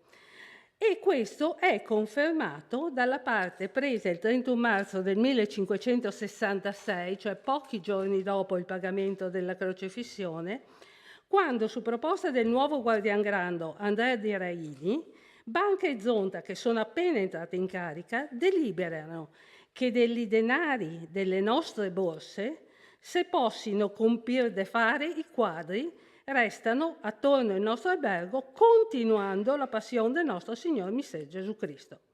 Ancora una volta il denaro previene dalle loro borse, ancora una volta non si fa il nome di Tintoretto, che tuttavia appare implicito in quel se possino compir, che sottintende il completamento di un programma chiaramente definito. Proprio l'esistenza di tale programma e la stretta relazione con gli esponenti di governo della scuola consentono dunque ragionevolmente di ipotizzare che Tintoretto ben conoscesse e da lungo tempo il soggetto della grande tela di cui gli sarebbe stata affidata l'esecuzione, avendo così la possibilità di concepire nell'insieme e nei particolari un'opera tanto complessa. Si è giustamente notato, e questo viene da Krischel, ma da tantissimi studiosi, il fatto che la rapidità della pennellata di Jacopo mascheri in realtà il notevole lavoro di preparazione da lui dedicato a progetti analoghi. Lavoro che andava, e cito, dalla lettura delle fonti scritte all'ideazione dell'iconografia, al sopralluogo della sede in cui il dipinto sarebbe stato installato, dallo sviluppo della composizione in disegni preliminari alla preparazione della tela per la creazione del dipinto strato dopo strato. Una preparazione meticolosa dunque, come attesta Marco Boschini, che così descrive il metodo di lavoro di Tintoretto, andando anche al di là della creazione dei famosi teatrini. Perché se applichiamo quello che Boschini dice in generale sull'attività di Tintoretto, possiamo trovarlo a specchio all'interno della preparazione della crocefissione. Boschini dice che il Tintoretto, ogni volta che doveva fare un'opera in pubblico, prima andava a osservare il sito dove doveva essere posta per vedere l'altezza e la distanza. E poi, in conformità di quello, disponeva su un piano i modellini di piccole figurine di cera, distribuendoli in vari atteggiamenti, e poi distribuiva appunto gran studio all'artifizio di tutto quella che era la composizione. E allora noi che cosa possiamo pensare? In realtà che Tintoretto, nonostante lo spazio cui era destinata l'opera gli fosse più che familiare, in fondo è anche un membro del direttivo della scuola, dovette sicuramente procedere a una serie di sopralluoghi sopra la scuola, dedicando grande attenzione al collocamento della tela in relazione non solo alla struttura e alle fonti di luce della sala dell'albergo, ma anche alla sua percezione da parte di chi vi entrasse dalla sala capitolare attraverso il grande portale, allora incompiuto e sovrastato dall'Annunciazione di Tiziano. Quando noi pensiamo alla scuola di San Rocco adesso, la pensiamo sempre nel suo insieme, decorata, completamente dipinta, con le sculture, con gli ori, con le cornici. Invece dobbiamo pensarla con un portale della sala dell'albergo addirittura incompiuto, perché verrà compiuto solo molti anni dopo. Quindi questo inserimento della grande opera di Tintoretto, secondo me, ha un valore ancora maggiore. Si è notato, infatti, da parte di David Rosen, ma tantissimi altri studiosi, come la tela tintorettiana si sveli progressivamente a chi accede all'albergo, a partire dall'iniziale visione del nucleo centrale, come si diceva prima, con il gruppo dei dolenti, per poi espandersi in tutta la sua grandiosità e complessità nell'illustrazione dell'evento evangelico. Boschini poi continua in un modo che sempre ritengo si possa applicare al nostro caso, dicendo che quando poi aveva stabilita questa importante distribuzione, abbozzava il quadro tutto di chiaro scuro, avendo sempre oggetto principale di concertare tutta la massa. E poi, e questo secondo me è l'elemento che più ci interessa, e poi, anche molte volte abbozzata che aveva una grande tela, la collocava nel suo sito per maggiormente soddisfare alla sua accuratezza e scoprendo per avventura alcuna cosa che rendesse discorde l'armonia del concerto, era buono di riformare non solo una figura, ma per causa di quelle molte altre vicine. E quindi veniamo allo stesso esempio che vi portava Gabriele prima. Evidentemente, che cosa succede? Ne ho parlato a lungo con Caterina, abbiamo cercato di capire un po' dove fosse stata concepita e realizzata fisicamente questa enorme tela, che difficilmente poteva essere rullata e trasportata da un atelier alla scuola. E quindi siamo arrivate a proporre che Tintoretto inizialmente abbia usato come atelier la sala capitolare, perché la sala capitolare a quell'epoca è una sala totalmente spoglia. Ci sono solo degli arazzi alle pareti, ma non c'è null'altro. E che poi, una volta collocata, portata la tela nella sua destinazione finale, si sia reso conto di tutte quelle incongruenze che prima venivano illustrate. E appunto l'esempio direi che più eclatante è appunto questo fatto di modificare in funzione della prospettiva che si pone. Questi esami che sono emersi dalle indagini diagnostiche, quindi, a mio parere, consentono di affermare che, sebbene non ricordata espressamente dalle fonti e talvolta esplicitamente negata, Tintoretto che dice questo è il mio modo di disegnare e non so fare altrimenti, alla base dell'opera di Tintoretto vi sia una rigorosa progettazione grafica, articolate in una sequenza che va dall'elaborazione delle prime idee agli studi preparatori per le singole figure, fino al loro trasferimento sulla tela. Non si trattava però di un processo meramente meccanico, cioè non c'è, secondo quello che abbiamo provato a capire anche con Caterina, l'artista non si avvale di cartoni, però segue comunque uno schema operativo ben strutturato, si è visto dalle griglie, volto a definire con precisione la collocazione dei suoi personaggi, smettendo quindi così la celebre affermazione di Vasari secondo cui Tintoretto avrebbe operato a caso e senza disegno, quasi mostrando che quest'arte è una baia.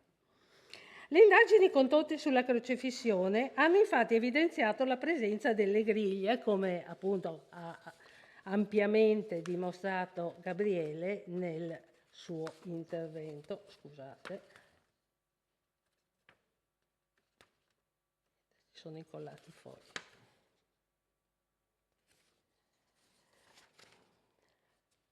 Orientando appunto la progressiva disposizione delle figure, abbiamo visto, con questi sistemi di griglie e sottogriglie. E quindi quello che ci è sembrato di capire, che mi è sembrato di capire, è che appunto ci sia questa smentita di questa storiografia che da Giorgio Vasari fino a Mariette abbia sempre negato un utilizzo preparatorio di disegni in relazione alle composizioni dell'artista. La cosa curiosa è che lo stesso Mariette, nel catalogo della vendita Crosà, afferma che il genio impetuoso di Tintoretto non gli ha quasi mai permesso di fare dei disegni per i suoi quadri, ma al tempo stesso indica nella collezione Crosà la presenza di un disegno d'insieme relativo alla crocefissione. Che cosa fosse non ci è dato sapere. Sicuramente però Crosà non poteva confondere una stampa con un disegno, quindi un disegno di qualche genere, una derivazione, anche perché poi Crosà dice che i disegni che vengono attribuiti a Tintoretto scusate, Mariette, i disegni che sono nella collezione Crosà non sono poi dei veri Tintoretto, quindi insomma c'è tutto un discorso abbastanza interessante. E quindi la seconda parte del mio ragionamento si è basato sul fatto di cercare di capire quale sia stata la fortuna critica di Tintoretto disegnatore in relazione ai disegni per la crocefissione. Questi disegni che sono stati variamente definiti disegni preparatori. Lo sono, non lo sono, qualcuno è riquadrato, altri no, ma questa è in generale la ricostruzione del percorso della fortuna grafica tintorettiana che comincia agli inizi del Novecento con gli studi pionieristici di Hadeln. A lui spetta il primo collegamento di alcuni disegni con la crocefissione dell'albergo, iniziando nel 21 con la figura virile nuda piegata in avanti degli Uffizi, preparatoria per uno degli uomini che sollevano la croce del buon ladrone. In seguito pubblica la figura virile ammantata piegata a sinistra, sempre degli Uffizi, suggerendo che si tratti di una prima idea per l'uomo appoggiato al pozzo, spesso ritenuto l'autoritratto di Jacopo.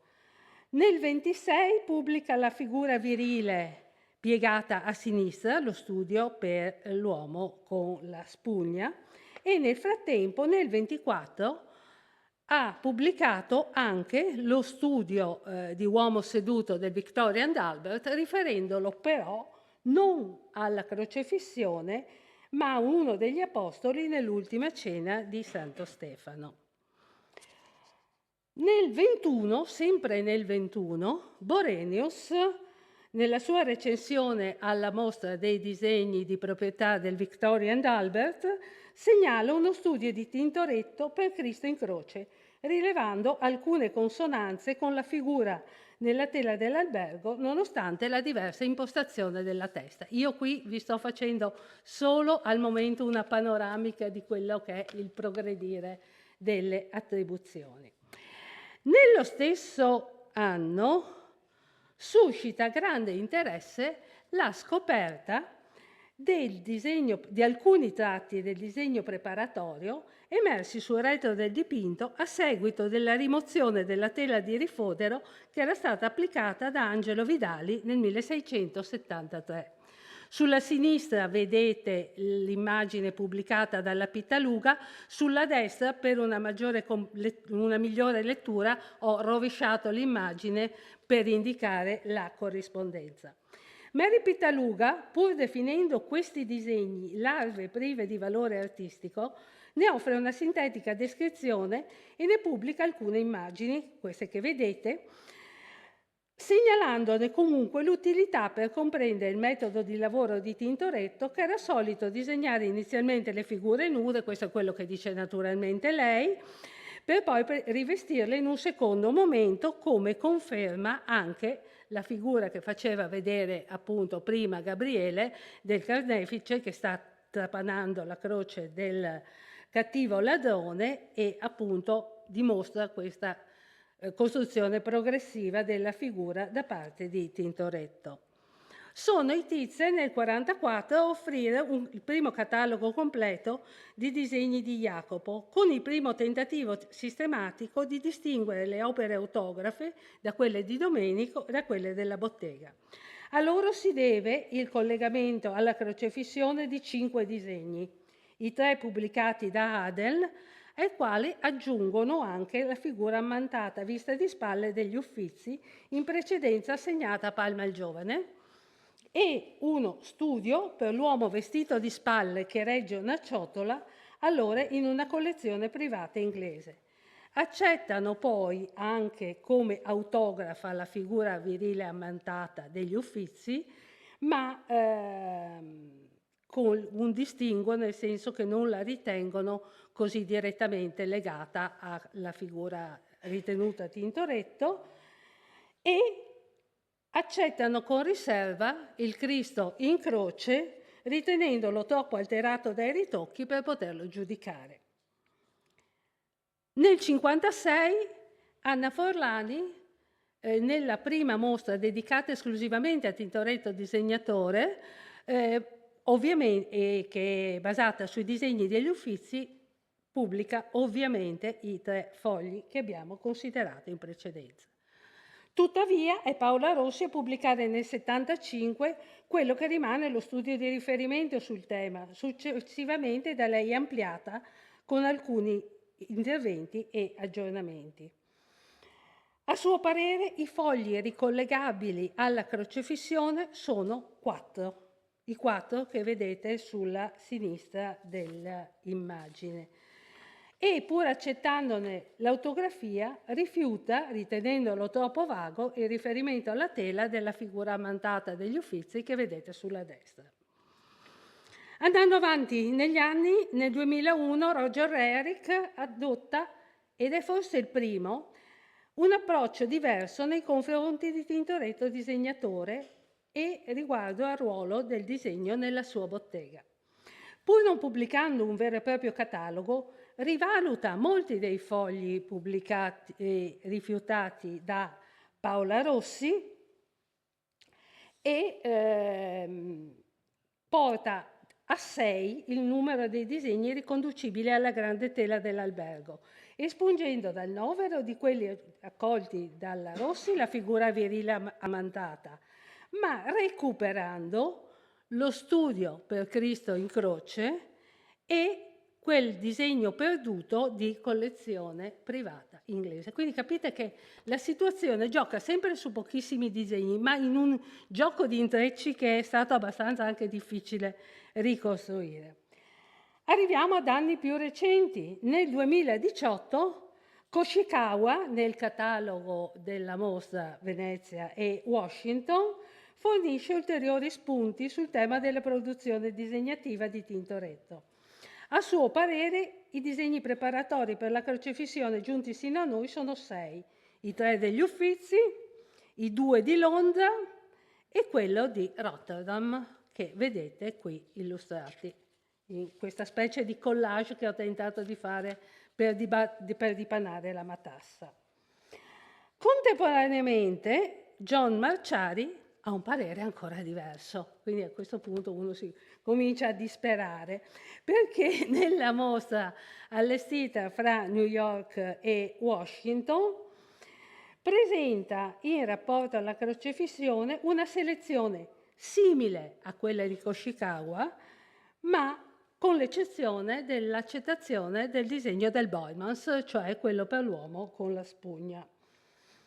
Dalla rassegna fin qui condotta emerge dunque che fra le numerose decine di disegni, questo io sono convinta, preparatori che Tintoretto dovette realizzare per le singole figure della grande tela, la critica contemporanea tende a convergere sull'attribuzione di un numero compreso fra 4 e 6 fogli. Quindi di queste centinaia ce ne restano quelli che si contano sulle dita di una mano. Alcuni riquadrati, altri no. Mentre in passato l'attenzione della storiografia si è concentrata soprattutto sull'identificazione di tali fogli solo in relazione alle opere del corpus pittorico del maestro, invece gli studi più recenti hanno progressivamente orientato l'indagine verso un'analisi del loro ruolo all'interno del processo creativo, con l'intento di chiarirne la funzione nello sviluppo morfologico delle figure e nella costruzione della composizione. In tale prospettiva i risultati emersi dal restauro offrono oggi inediti spunti per una rinnovata riflessione critica e su questo ho cercato di confrontarmi con Caterina per vedere fino a che punto riuscivamo un po' insieme a dipanare la matassa.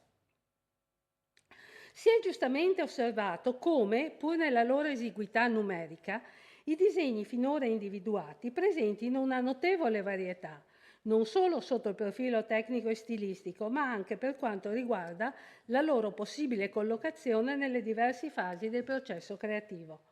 Non vi è dubbio infatti che i disegni riconducibili alla crocefissione presentino una complessità formale e una varietà esecutiva sensibilmente superiore rispetto a quelli che erano preparatori per le allegorie del soffitto.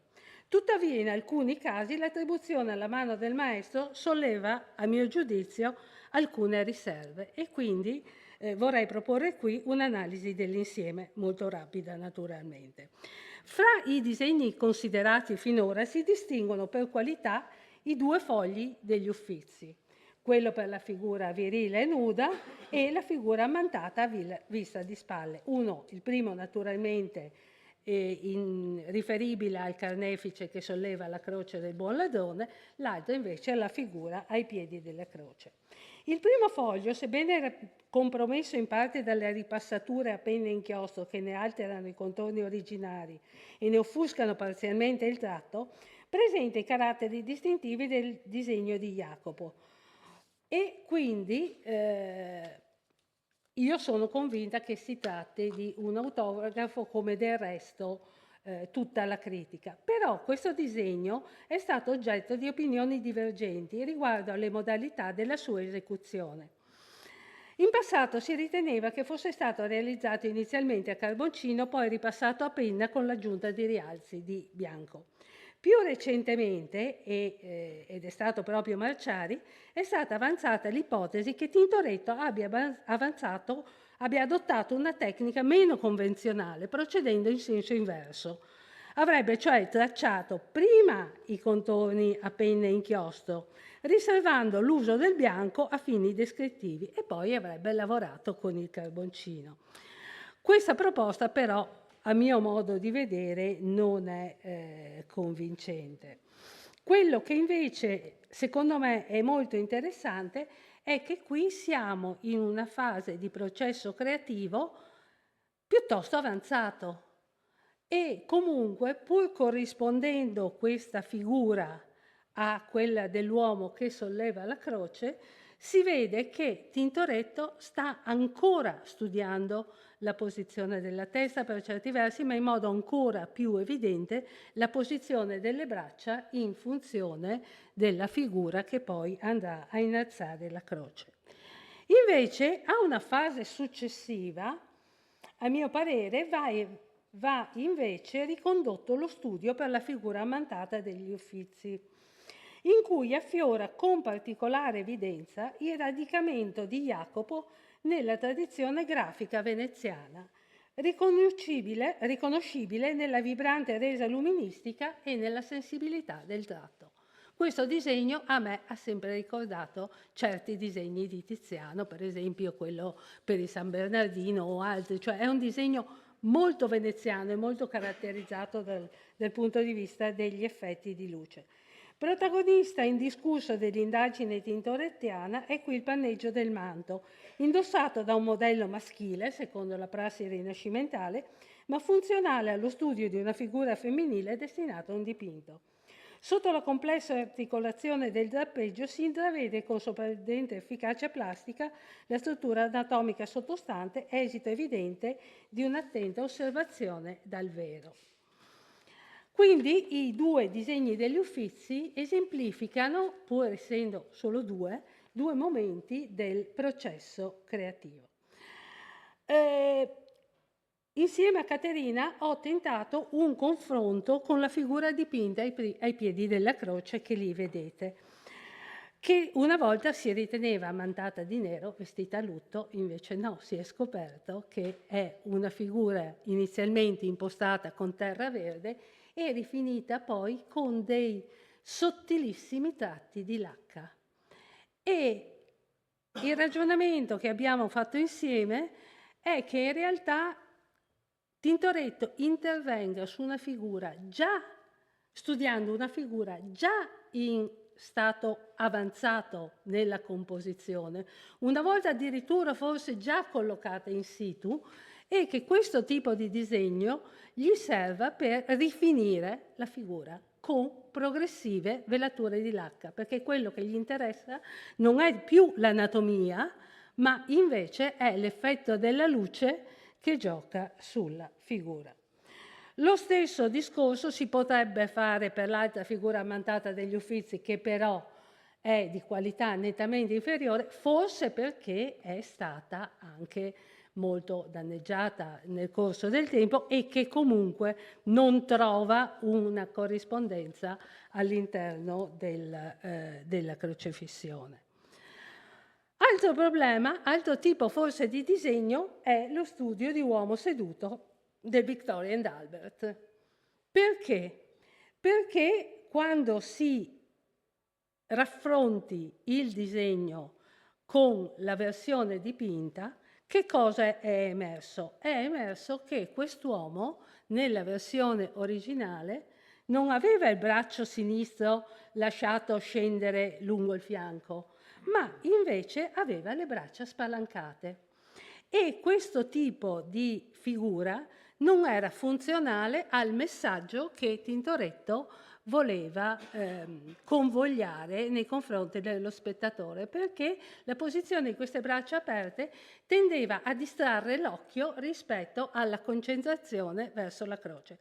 Quindi Tintoretto interviene, come vedete anche nella parte pittorica, chiude il braccio verso il corpo e maschera la soluzione precedente non solo con la pittura, ma addirittura in parte con la testa del cavallo.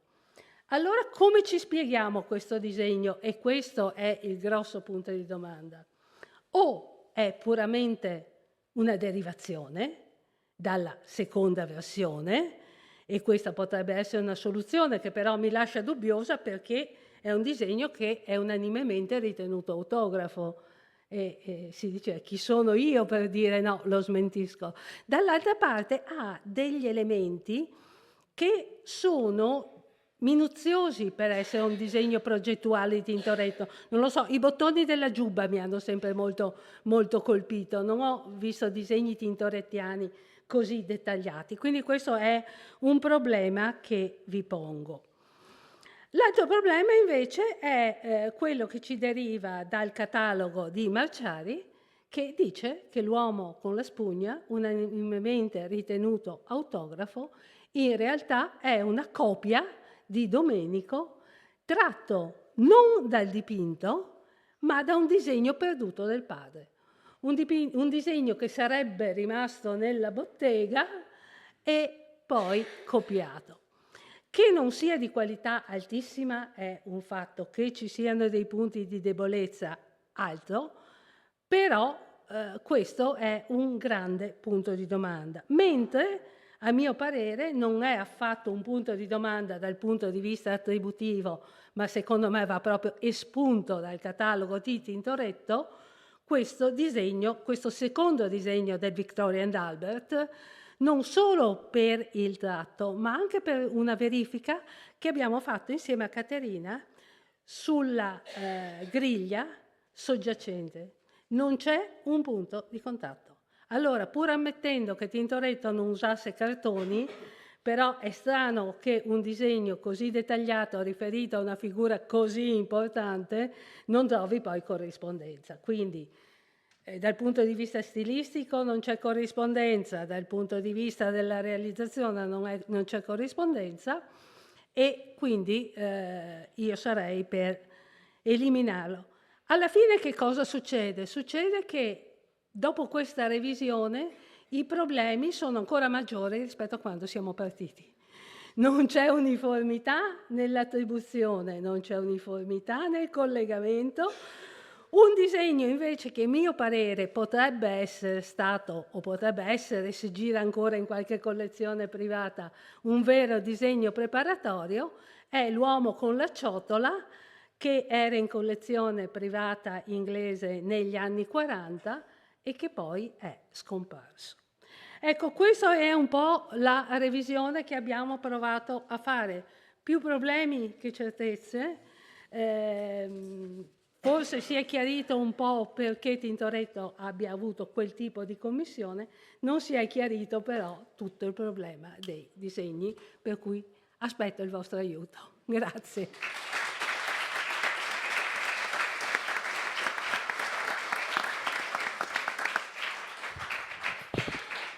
Grazie, molto interessante. Ma una cosa che non mi è chiara, noi abbiamo il pagamento per la crocifissione o per l'intero ciclo? No, per la crocifissione. Che è quello del saldato il 9 marzo Esatto. del 66. Ed è quello che fa dire che ci ha impiegato meno di un anno.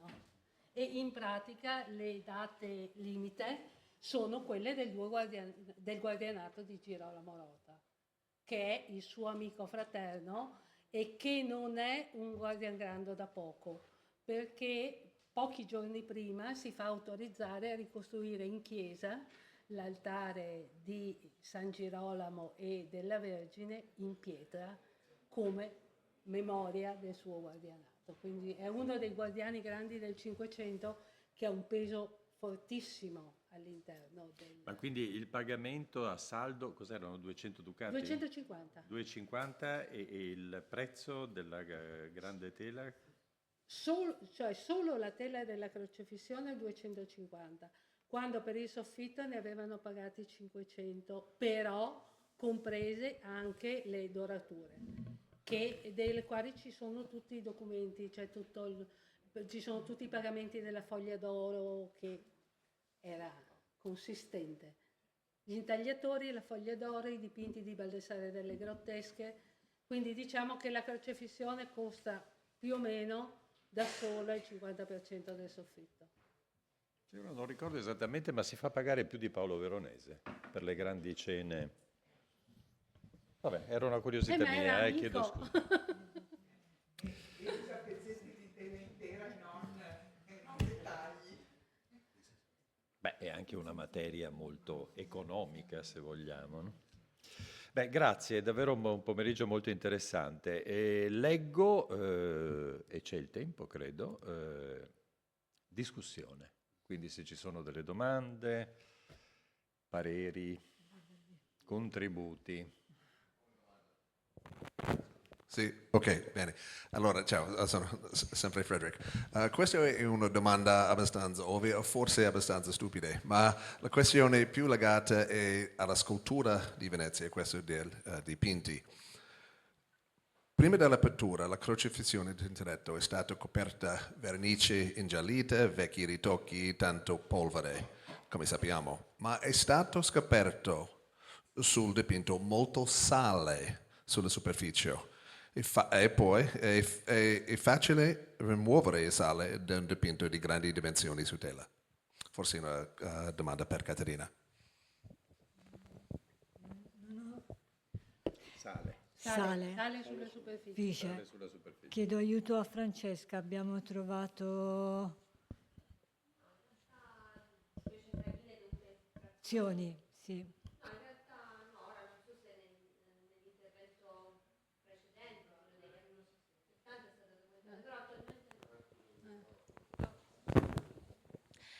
No, in realtà non sono state trovate, non sono state fatte analisi in cromatografia, però in realtà non c'era evidenza di specie saline e fluorescenze saline dovute alle infiltrazioni, quindi non è stato quindi condotta questo tipo di analisi, proprio perché mancavano le evidenze all'osservazione macroscopica di questo eventuale tipo di degrado. Sulla superficie non erano presenti. Però No, non c'è una ragione. Sì, allora ripasso. Quindi dicevo, non so se nell'intervento precedente era stato Si sente il risolto microfono? questo Perfetto. problema. Il problema dei danni da umidità della crocefissione vengono dall'alto, non vengono dal basso, perché il problema è legato dalle acque piovane. Essendo il tetto di piombo della scuola è una delle nostre croci maggiori anche attualmente, perché ovviamente le lastre di piombo si restringono e si dilatano creando degli interspazi. E si sa per certo, già l'intervento di Vidali è un intervento dovuto alle acque piovane che si infiltrano. Anche il fatto di dover sostituire il tavolato nel Settecento è dovuto alle acque piovane e addirittura la cattiva conservazione di fine Ottocento, quando si dice che la crocefissione è in condizioni pessime, è proprio dovuto alle infiltrazioni di acqua dal cielo e non dal canale, anche perché l'insula in cui è costruita la scuola è alta rispetto al medio mare, è uno dei punti più alti di Venezia. Non abbiamo avuto problemi neanche con l'acqua granda. Quindi l'ultima... L'altare di San Rocco. No, sì, ma lì entra dal canale o quello che è, ma comunque non arriva così alto, ecco. Ed è l'unico punto lì, l'altare è una disperazione. Si sta sbriciolando. Sbriciolando, sì. Ma per fortuna Tintoretto no, l'altare pazienza. Di scarsa qualità. Sì. Però questo vuol dire che il tavolato che vedo nelle vecchie foto funziona benissimo. Sì. Dietro, che oggi non è stato visto ovviamente. Oggi perché... non è stato visto, però sappiamo che è stato sostituito sia nel 21 dalla ditta Cerbi, sia nel 72 dalla Zarin. Ah, quindi quello che si vedeva nella foto in bianco e nero era il vecchio tavolato che poi è Sì, stato sostituito. è stato con- sostituito dalla Zarin. Altre domande? Sì, io avevo una curiosità sulle 3 mele, se a questo punto ritenete che siano state tagliate dal fregio oppure no. Lo vedevo. Sì, sì. Qual è la domanda? Fanno parte del fregio o meno? Le famose 3 mele a questo punto. C'è una domanda di riserva? No.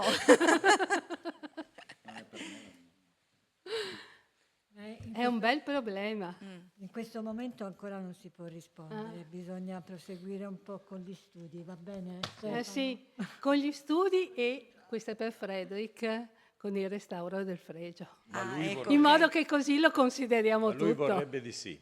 Ok, Io no, non voglio niente.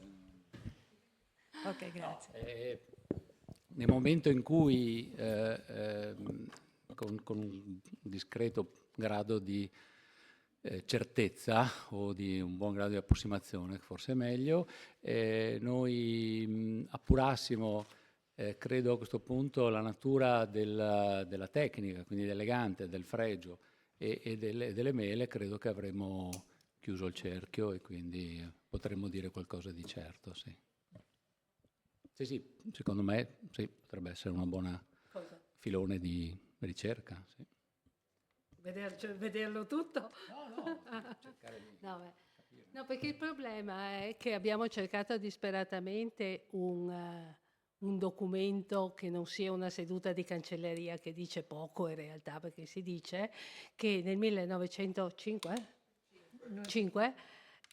Giuseppe Zennaro viene incaricato di fare questo restauro perché c'è muffa, quindi anche c'era proprio un problema di chiusura su tutti i teleri e anche sul fregio, e che avendo trovato, dice lui, questo pezzo esorbitante nel ricollocare il fregio sopra la crocefissione, l'ha tagliato e l'ha consegnato in cancelleria. E c'è una specie di levata di scudi del direttivo perché non ha chiesto il permesso prima di tagliarlo, ma in realtà abbiamo cercato e fino adesso non abbiamo trovato nulla. Quindi che cosa ha fatto Zennaro? Punto di domanda, non si sa. Aggiungo soltanto un'altra questione. La costituzione del supporto. Il supporto sul fregio è un'unica fascia. Il supporto sulle mele presenta un'aggiunta di 2 teli. E qua la mia osservazione E qui ci fermiamo si tutti. ferma. Abbiamo già detto troppo. Quindi vi informeremo quando avremo scoperto. Anche perché crolla un mito.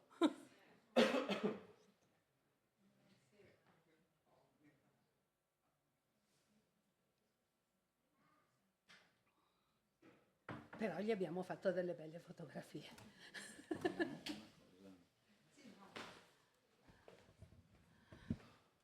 Ma concludiamo? È un invito a concludere. Allora, grazie a tutti. Innanzitutto mi sembra molto apprezzabile il tempo lungo che abbiamo potuto dedicare a una tela così grande. Ovviamente abbiamo avuto delle belle immagini, ci sarebbe piaciuto essere nella sala dell'albergo per averla veramente continuamente sotto gli occhi, ed è anche un modo per invitare a tornare, condividendo il privilegio di questa bellissima squadra, di questo collettivo, come usava dire, di questo collettivo che ha lavorato a questo grande progetto.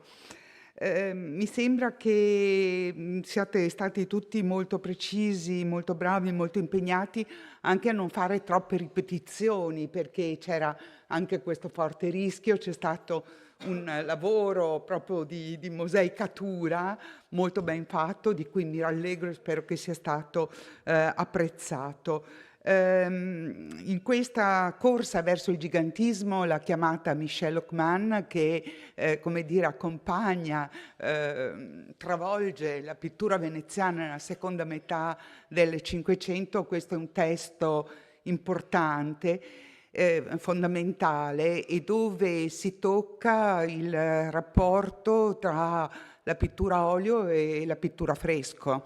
In qualche modo mi sembra questo un grande tema che mi pare emerso, che trova anche degli spunti, non solo delle metodologie di trasferimento da quello che è inevitabilmente un disegno, insomma non torniamoci neanche più, perché sappiamo che le posizioni di Vasari erano radicali, però impossibili in qualche modo, e le testimonianze sono continue. Diciamo che sono iniziate molto bene con questo lavoro sempre finanziato da Save Venice nel 2018 di ricollocazione delle tele del presbiterio. Lì sono emerse molto chiaramente queste griglie, oltre che in altri testi, e qui poi diciamo che è veramente interessantissimo. Mi pare che un punto col un filo di voce di Caterina, mi pare di aver capito, fondi, preparazioni diversamente pigmentate. Ho capito bene? Allora, preparazioni diversamente pigmentate, quasi come delle giornate che si incrociano forse con il trasferimento di figure o gruppi di figure, insomma, a settori. Questo mi sembra veramente una delle cose che mi porto via dalla giornata di oggi, che naturalmente approfondiremo quando avremo i testi, ecco. Quindi questo naturalmente ci porta, sempre seguo Michel Lockman, alla dimensione collettiva. Interessante, credo scioccante, siamo in giorni di Biennale, alla dimensione proprio di questa partecipazione. Parliamo sempre di Tintoretto, ma così come le tante persone. Ecco, l'unica cosa che di questo bel cantiere forse mi manca è che sulla bellezza di queste impalcature non sia stata organizzata qualche rappresentazione tipo West Side Story o qualcosa del genere, perché era talmente bello che forse meritava, ma forse dà l'idea anche della coralità, a un certo punto, di presenze, così come ci sono state oggi, forse ci invita a interrogarci anche sulle presenze di allora. Ringraziamo veramente tutti, ringrazio Giovanni Fara perché ci ha aiutato a vedere una funzione delle stampe di traduzione che non sempre abbiamo presente, vale a dire quello di mettere una luce ugualmente forte su tutto il dipinto e quindi aiutarci a cogliere. Ricolleghiamoci anche al bell'ultimo convegno sul paesaggio di cui sono appena usciti gli atti. Il paesaggio in alto a sinistra, che è in una zona di semiombra, in realtà proprio nell'incisione di Agostino Carracci è chiarissimamente leggibile, così come tanti altri particolari. La stessa Esther Brunet, che ha fatto una lettura per me straordinaria, interessantissima, aiutandoci proprio ad approfondire questi aspetti, diciamo, cristologici, giovannei, orientati alla carità della crocifissione rispetto all'intero ciclo. Ci ha detto sì, allora adesso guarderò meglio le stampe per capire l'interpretazione di qualche oggetto o oggetto meno visibile. Però mi pare che nulla sia emerso, almeno fino a questo punto, su chi era l'ideatore di questo programma iconografico. Quindi era in grado Tintoretto da solo? Quali erano? Cioè, forse occorrerà un ulteriore approfondimento anche su questa ricchezza di intrecci e di tematiche.